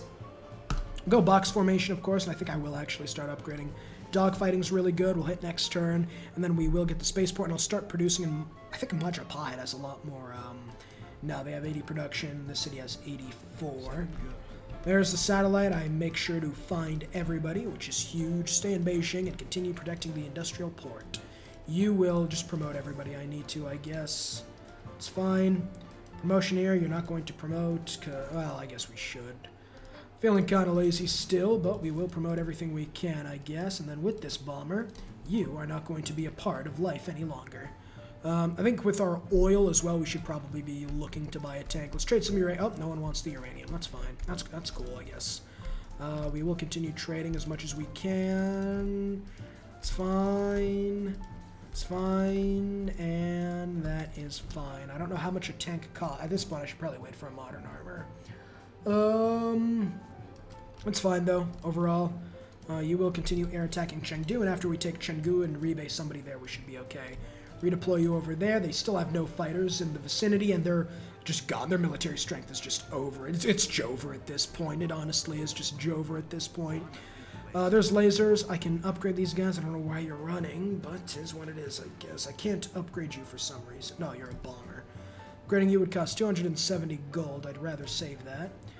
You will attack. We'll begin attacking the city-state of Yerevan. In fact, we will begin doing a lot of damage to the city-state of Yerevan. In fact, even that bomber can reach there, which is huge, and I'll buy a tank probably in the next turn, I would assume. There it is. I just want them to keep bringing their limited military over. I could just completely dog shit on them. Just excrement right in the mouth hole. It's going to be a sight to see. There is that, and I get modern armor in 4 turns. That is fine. I am just going to go ahead and buy the tank right now, because all he's going to be doing is taking enemy cities from me. There's communism. The rest of this, I want to get the one that gives me extra aluminum. I forget which one that is. Cold War, perhaps? No, it's a military slot. Can't seem to find it. I might be a little bit of a... Well, I know... there it is. I was going to say, I know I'm a little bit of a dumbass, but I'm not that stupid, I don't think. It would kind of suck if I was, of course. Being stupid isn't necessarily something you want to wear on your shoulders. I'll begin bombing. This dude will send in his bombing run over there. We'll get the library. We can now go ahead and switch. Fascism would be good, but I think communism right now is the best idea. We'll get some coal. We need that. Force modernization's absolutely huge. Economic union, triangular trade's a little better, which is funny. And then colonial taxes, Raj is still much, much better. Collectivization could be good if we get internal trade routes, but they kind of need the science right now. And yeah, next turn will hopefully be the end of them. I'm losing about 5 aluminum per turn, which kind of sucks. Perturbs me a little bit, but nothing we can't handle. I was going to build the launch space exposition thing, but I'm kind of too enamored by this war. There we are, that's okay. You are going to go and launch the moon landing. Yes, you are. It's time to build a builder and just, like, recover from the civil war we've had going on right now. Whatever the case may be, it costs, like, nothing to upgrade these guys. I think it's actually a really good idea. And then I will hard build in this city. I'll hard build a builder to send to my capital for more production to build these things a little bit faster. This tank here is going to be... Oh, we'll even be able to take out a fighter. That's actually so huge. Now, this guy's promoted, so even if the... fighter did attack me, I'd be able to defend, and there's the city of Chengdu back. I'd be able to survive, excuse me. Let's get the factory repaired. We will send you to the capital, and I think we go communism or collectivization just to get more production with trading and stuff like that. Where are my other units? You will move. This bomber will rebase to Chengdu, and next turn that shit. Anti-aircraft gun over there. Anybody who tries to attack me will get schlumped. Just like that, Nubia's just making no military whatsoever, which you absolutely love to see. And I'm just going to be bombing their... Oh, like, she's even at war with... No way she's at war with Greece. She is at war with Greece. I love it when she's at war with Greece. Bombers here. You will attack Yerevan. Do I have stealth technology yet? I don't need... I'll do stealth technology yet. Now, you get a lot of RNG in, like, these late-game technologies, but... The one that gives you the last space technology thing you need, the one after that is always going to be the one that gives you the booster part. I think it's almost always the second to last one, if I'm not mistaken. I'll upgrade you to a modern armor. You will begin bombing the city of Yerevan, and you will begin bombing these cities, because who's going to stop me at this point with my supreme air superiority? And then I will begin not rebasing, but deploying everyone. Yeah, they're not going to be able to step up to my big steppers. These jet fighters are just way too strong at this point. We'll go production, we'll go Longxi, and we'll get collectivization after we get conservation, of course. You will stay fortified over there, because you'll probably just get walloped. And then I think he protects like 1 hex away. Oh, it's fine, I guess. We will... Listening post. The more listening post we get, the better. And then we'll go Yerevan into Danjiel. We'll be able to get Shanghai loyalty-wise. It's A-okay by me. Lost the serenity of Nan Mandol. It doesn't matter when I outnumber her 5-1, and my military production has begun. Completely just taken over at this point. We'll upgrade all our regular fighters as well. The boomers, though, are just going to go ahead and continue booming for the most part. Oh my goodness, this has to be some sort of war crime. The civilians. Won't anyone think of the damn civilians? Holy shit. Alright, here in Chengdu, you're going to go and get the Manhattan Project because I'm feeling very, very vengeful right now. You are going to stay where you are. Actually, no, you are not, because you can now take the city of Yerevan. That is not the route I would have taken, but it worked nonetheless, I suppose. Here in the city of Nanjing, just go campus research grants to get our science. Again, this would be an easy turn 260, turn 270 victory, despite the bad starts if Amanator did not declare war on us. But again, hey, we're going to be nice and careful, we're going to be smart. It doesn't matter if we lose units, lose cities, slowly, just push back afterwards. That's where the counterattacks really start coming in. But, yeah, overall, it's pretty much just free reign. There is no way, like, if I get a thing where, like, people, like, get the option to declare war on me, Because I took Amenador cities, I'm actually going to eat my sock. I will eat my sock. I'll stream and I'll eat my sock. How about that? I will swallow the sock. I will literally swallow the sock. The sock will go down my esophagus. I have no idea how to say this in the easiest possible. The sock will disappear into my digestive tract. Go ahead and destroy the great general who's deciding to act like he's Alexander, charging from the front lines. Upgrade you, of course. Here in this city, we'll just go ahead and go campus research grants, of course. We're at 600 science per turn. Looking fairly solid right now. Donjel should be easy. She's building helicopters. We have lots of Diplo visibility now that I think about it. And wow, 1,000-year flood. I definitely wanted to see that. I did not want to see that. That was sarcasm. Unit here needs orders. Huge jet fighter. We will deploy you over there just to flex on them a little bit. Campus research grants. I am, of course, going to have to continue buying some of this. That's fine. Fund my war economy, please, Daddy. Bomber here. We will continue attacking the cities of Dangiel. And the cities of Dangiel. And we might as well use the jet fighters as well. You stay fortified. Yeah, I think I might have went overkill on the planes a little bit. I have about 7 of them. Never can go overkill on planes after all. This anti-air is just going to stay there. If this guy takes my anti-air and I take out a fucking mechanized infantry corps, I will take that glad. Oh, an army this time. Well, man. God, it sucks that I lost my anti-air when I have complete air superiority. That's definitely going to put a dent into my war effort. Speaking of which, that's disgusting. That's a war crime. Oh, yeah. That's definitely going in the record books. That is definitely, oof. That is an L plus ratio type moment if I've ever seen one. You are going to deploy over there. And you over here are going to attack from the flanks. Huge. And then we'll, of course, use the bomber to attack Dangiel. And then this bomber can, of course, attack Dangiel. And, yeah, just like that, we're about to take Dangiel probably next turn, I would say. Of course, probably bombing their airport's a good idea. Huh. I mean, I am Arab. I could probably do that, although the consequences last time that happened were a little too dire for me to handle. I don't even know who's going to watch the video up to this point. My goodness, it's been almost 3 hours. Shit's not getting edited, too, by the way, just to let you guys know. You will sit here and you will suffer with me.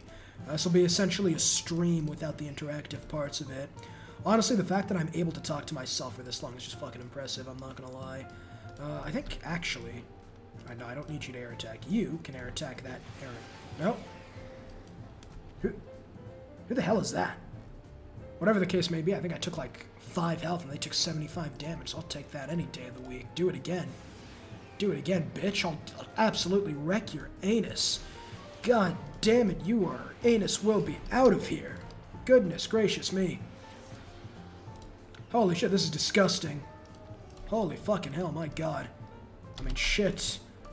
I mean, I just don't even know what to say at this point. Not only because I'm fucking exhausted and pretty hungry as well, but also because complete air superiority is a lot more effective than I thought it would be. Oh, forgot to take a look at other victory types. Seems Matthias is getting close to a religious victory. Ooh, I can't take out a Minotaur. If I take out a Minotaur, he will probably take a religious victory. That's actually unfortunate. That is unfortunate. I mean, I don't think I'll be able to take her out in the near future. We'll take the city of Dangiel, of course. How about I just take all our Orthodox? Oh, they're all Orthodox. No, she is Orthodox. Oh, okay, he's Catholic. I thought Matthias was Orthodox. Excuse my transgressions. Jet bomber here is about to be doing a lot of jet bombing for the most part. Perhaps that's why they call that a jet bomber.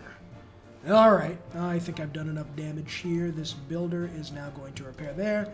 Alright, let's see what the peace deal is going to... No, I want the city of Shanghai. It's a matter of principle at this point. They already took Taiwan from us. They can't take Shanghai too. You want to make peace? I want you to go ahead and lick my balls. There we are. Shanghai should not be too long with all the jet bombers and stuff. And that is going to be huge because now, instead of drill manuals, I will be able to go for the much better resource management. Because now, we are still losing a shit ton of aluminum. Over here, you will continue attacking the city of Shanghai. I will get Wolin on my side. In fact, fuck it. Well, you can have all the envoys. Fuck it. We'll continue attacking Shanghai. You stay up. I wanted to attack with my jet fighters, but it appears that the game has put a little bit of a throttle on me. That's fine. They're still sending mechanized infantry without air support. It's like I'm fighting in the trenches of Ukraine right now. It's just easy pickings. There we are. There we are. Really not even too worried about their air defenses anymore. Nothing can stop this reign of hell. This assault doesn't make you religious. I really don't know what will. Holy god damn it. Fucking hell. Up the goodness gracious me. Anyone else can attack? No one else wants to participate in war crimes? Anyone? Well, I guess we'll deploy you, excuse me, to a closer line of the front lines. And we'll hit next turn. We're going to get the moon landing fairly quickly. Looking around, Matthias is going to be a piece of shit to deal with. Minotaur still has far too many cities for him to convert, though. I'll finish you off with the Boomer, and then take that city. Huge. Get the university, get the monument. The city dies in one turn. That's fine. I'll race it to the ground in the next turn. Alright. Fuck those horses, I suppose. You will repair that tile and then get a geothermal fissure. And, yeah. I'll take your embassy, of course. And just like that, she's at like 400, 500 military strength now. I'm not sure that helicopter army's going to do too much. I think just for the sake of getting this game to finish as quickly as possible. It's been 3 hours, which is extremely, extremely unfortunate for me. That is huge. You go to an enemy campus and you get like 1,000 science and culture. That is massive for me. Smart materials. Getting that early is actually an incredible achievement. Campus research grants, trade route to Beijing. Now let's go to a Minotaur. Minotaur, you piece of absolute smegma. Give me as much money as you're willing to give me. You're not willing to give me much, but I do not want Matthias to win a religious victory, so I will take that deal. I will take that deal. Now I will then buy traders, and I will then destroy most of my air force, because the aluminum I have going for me is, well, it's not necessarily an enviable situation, I would say. I think probably keeping my bomber fleet for the most part is the best idea. 2 bombers and a jet fighter seems good enough to me. Campus research grants that. You will go to Beijing, and in this city now, with that completed, I can now go for collectivization 2 production and food. That is huge because we need everything in the capital right now. Science doesn't really matter for the most part right now. A jet bomber here, you were just built. Well, you're just going to be deleted as well, just as fast. I think you actually take aluminum, don't you? Well, no, I think you take oil. That's fine. You'll move there, and then you will... Honestly, fuck these pieces of shit. Yeah, fuck you, bitch. I said it. Huge and huge. It's next turn. We're in a golden age again, which is fine. Smart materials is going to be huge, but I think the thing is we just got to get more production in the capital. Collectivization is going to help that tremendously, though, so we'll take that. And there was another industrial city-state with... Gilwa-Kasanawa, we would be able to get more production out of Beijing. There is that, and you will now go for the Mars colony. What gives me the most production? Manchapahit, of course. You will now repair the research lab. You will now go for campus research grants. You will now go ahead and get that, and then get a corporation with the gypsum. Nanjing for an extra 5. Jiayang with an extra 5. Your amenities are now 1. I wish you could, like, have thing where you tell the AI like where the amenities should go. Like if I want 50 amenities in Beijing, I should be able to get that. Though I understand it would be completely broken, it would be fun. Unit orders. Oh, forgot one. Got to start deleting these guys. There we are. We should have more than enough. The rest of you stay a slave. They could have the city of Dangail or Danjil or. Actually, I could probably take it with the modern armor next turn. I don't know why I'm giving her a free city.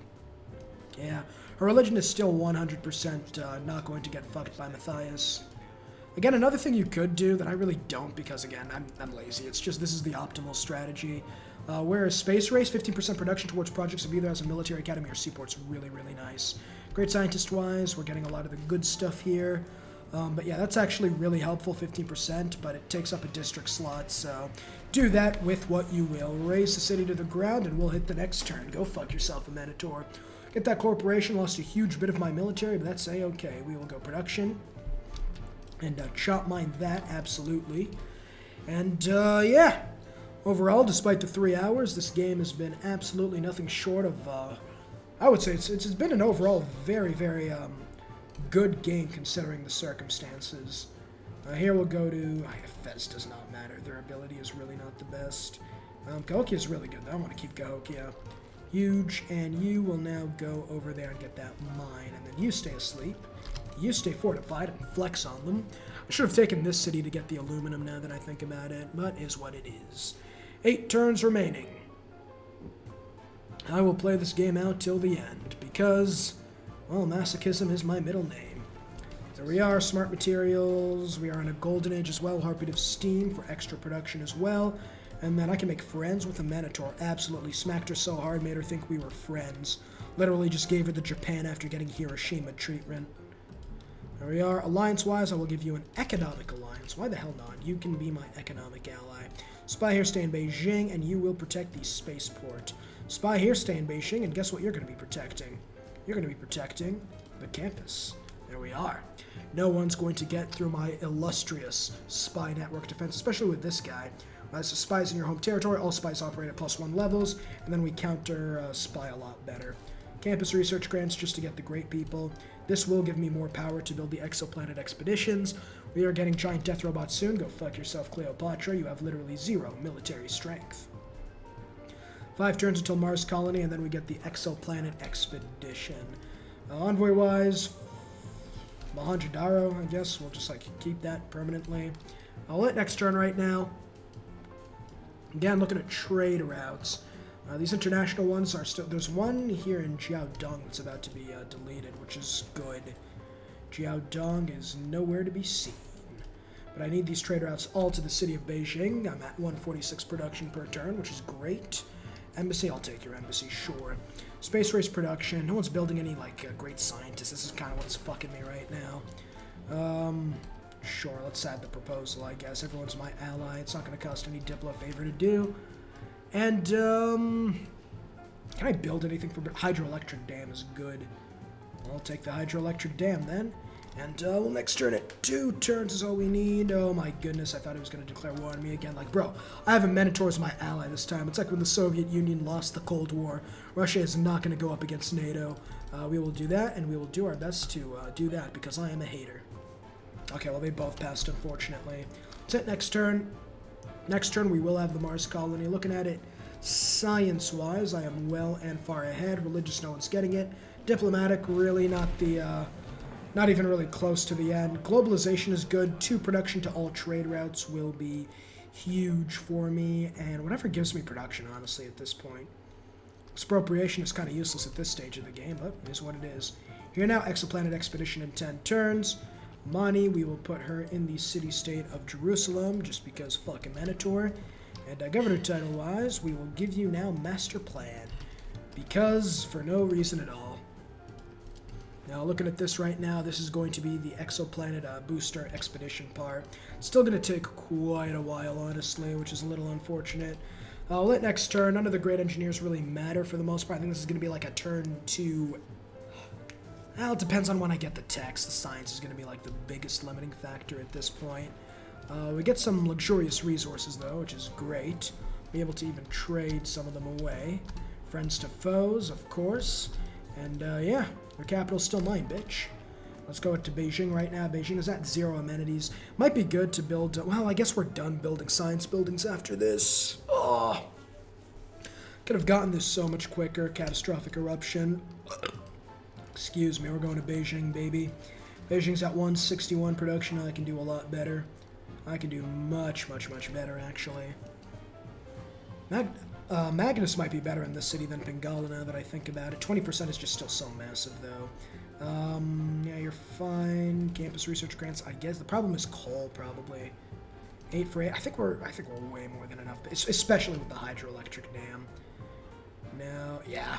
We have 9 extra power to spend right here. It's looking good. Let's keep going. Turn 751, 5 turns remaining. Again, I'm going to keep hitting next turn because I'm essentially committed at this point. It's like a 3.5-hour video. Wow. Holy shit, I was not expecting a 3.5-hour masterpiece. It was like a bottle of water that I forgot to finish earlier today. I just started sipping on it when I began recording. Now it's gotten warm. Actually, no, I'm a dumbass. What the fuck? That bottle of water was from yesterday. I'm starting to fucking hallucinate right now. This is just getting ridiculous at this point. I am genuinely at the point where I am about to just start seeing ghosts. I swear to God, I'm going to be telling you guys about how Kanye decided to pay me a visit. And I'll probably fucking believe it, but if I do ever get to that level of hallucination and get inserted into like a mental hospital, well, I guess just subscribe to TheCivLifeR. I guess I'll probably have to pay bills for that mental hospital, of course. I don't live in the United States, but, you know, I just... probably something to get you guys to subscribe. There's the Exoplanet Expedition. That's huge. Off-world mission coming in soon. I think what I'm going to do here is Royal Society and just start spamming out builders. Huge. Royal Society so I can use builders to increase my Exoplanet Expeditioning. So we're now T-minus 50 turns from victory. Probably a little quicker than that. Just because once we start, like, especially in Machapai, we just need the Exoplanet Expedition. Stay in base. You just stay where you were, bro. I don't know why you're trying to talk to me. And after this, you're going to go for campus research grants. Oh, come on. An absolutely dog shit tech, great scientist. I just need the one that gives me production to finish these things as quickly as possible. That's fine. There's advanced AI. Oh, my goodness. This game is almost over. This game was difficult. At the end of the day, get as many cities as you can and then just build science buildings and commercial hubs and industrial zones. It's usually how you win. I mean, this game would have been done a lot quicker if I didn't have to go through like 3 different wars that really didn't end too well for me. Again, you could call it an excuse or not, but I'm still going to win this game fairly easily. Like, probably turn 280. This situation, if a Minotaur didn't attack me, it would have definitely been like turn 270. Just because of the fact I wouldn't have had to build military units, I wouldn't have to have like stuff pillaged everywhere. Now let's hope no one decides to declare war on me again. Especially in Minotaurs, like somehow just like built up our entire military somehow. That's what it is, I guess. There's a great person activated that literally gives me nothing, and there's all the great scientists. Wow. That's an absolute waste of funds, unfortunately.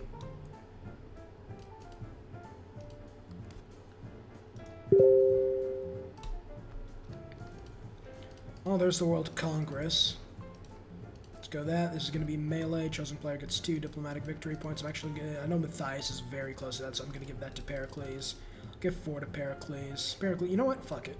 I don't even care about this anymore. I'm going to give this to Spectator. Spectator, you deserve it. You've been an awesome Spectator. You've been nothing short of sensational as a Spectator.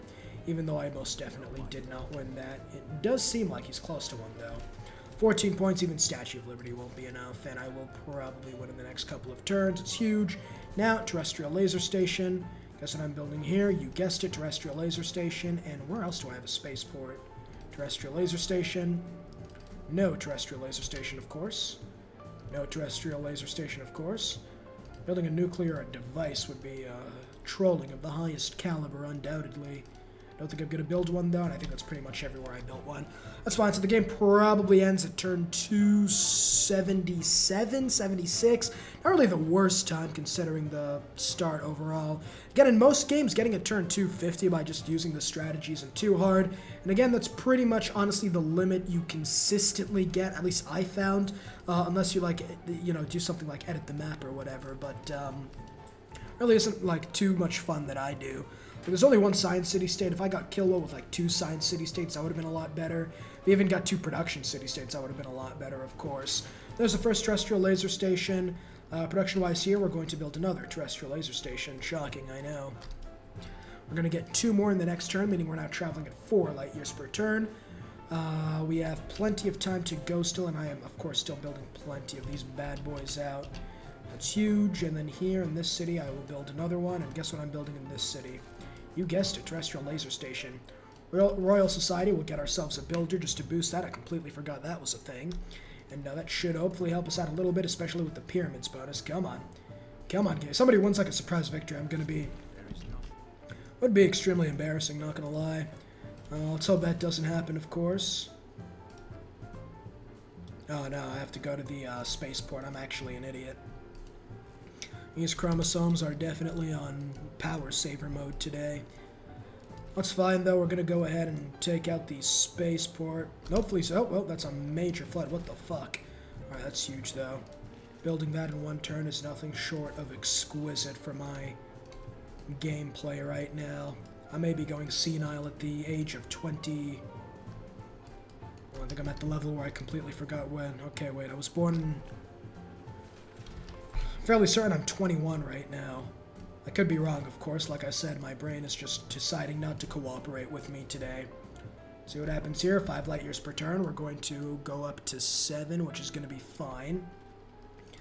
Again, that great scientist would have been extremely helpful. There we are, huge. You will again go for the terrestrial laser station. Totalitarianism. I don't know about that. Let's get to Mars first.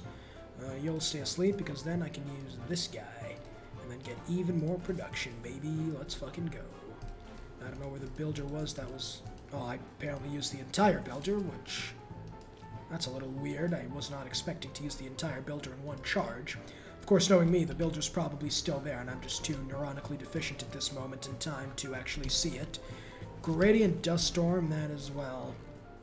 Nothing I really care too much about. Alright, it apparently uses the entire builder for like no production whatsoever. Whatever the case may be, it's 8 light years per turn, so 2 turns away till victory, which is great at this point. Then it's going to be 10, and then we'll be fine, and then we'll shift enter. It's going to be a turn 278 victory on the record books. Not really the worst time overall. Of course, this is just meant to be like a sort of, I don't have a good civ, I don't have a good starting location. I'm going to usually take risks that, you know, a lot of the times I wouldn't or whatever. Well, not really. I would have almost always went for that early war, but I guess that kind of like showed, I suppose. All right, why am I not in victory right now? Next turn. But like, I guess that like shows that like, even if you don't get a very good start, this strategy just works for the most part. Again, you can go ahead, analyze it, dissect it, put it under a microscope, I don't give a fuck. But again, there is the science victory. Much as our ancestors For he on honey-dew with fed. thrust forward into What the hell is that? the first pioneers set forth on an uneasy course. Well, apparently I've won a game as Kublai Khan for the first time and got the achievement. Again, my achievements are fucked. Like, you could go back to this channel and see like 5 games I've played as Kublai Khan, but... for some reason, the AI does, or the Steam keeps resetting everything. Hours, achievements, I don't know what the fuck's going on. Probably the Civ launcher, of course. That's pretty much how you win a Deity science victory. Let me know if you want me to do the same thing for culture, religion, diplo, domination. But yeah, if you do enjoy, as always, leave a like and subscribe to not miss out on future content. I'm gonna go do a triple somersault off the Golden Gate Bridge. I'll see you all in the next video. Peace.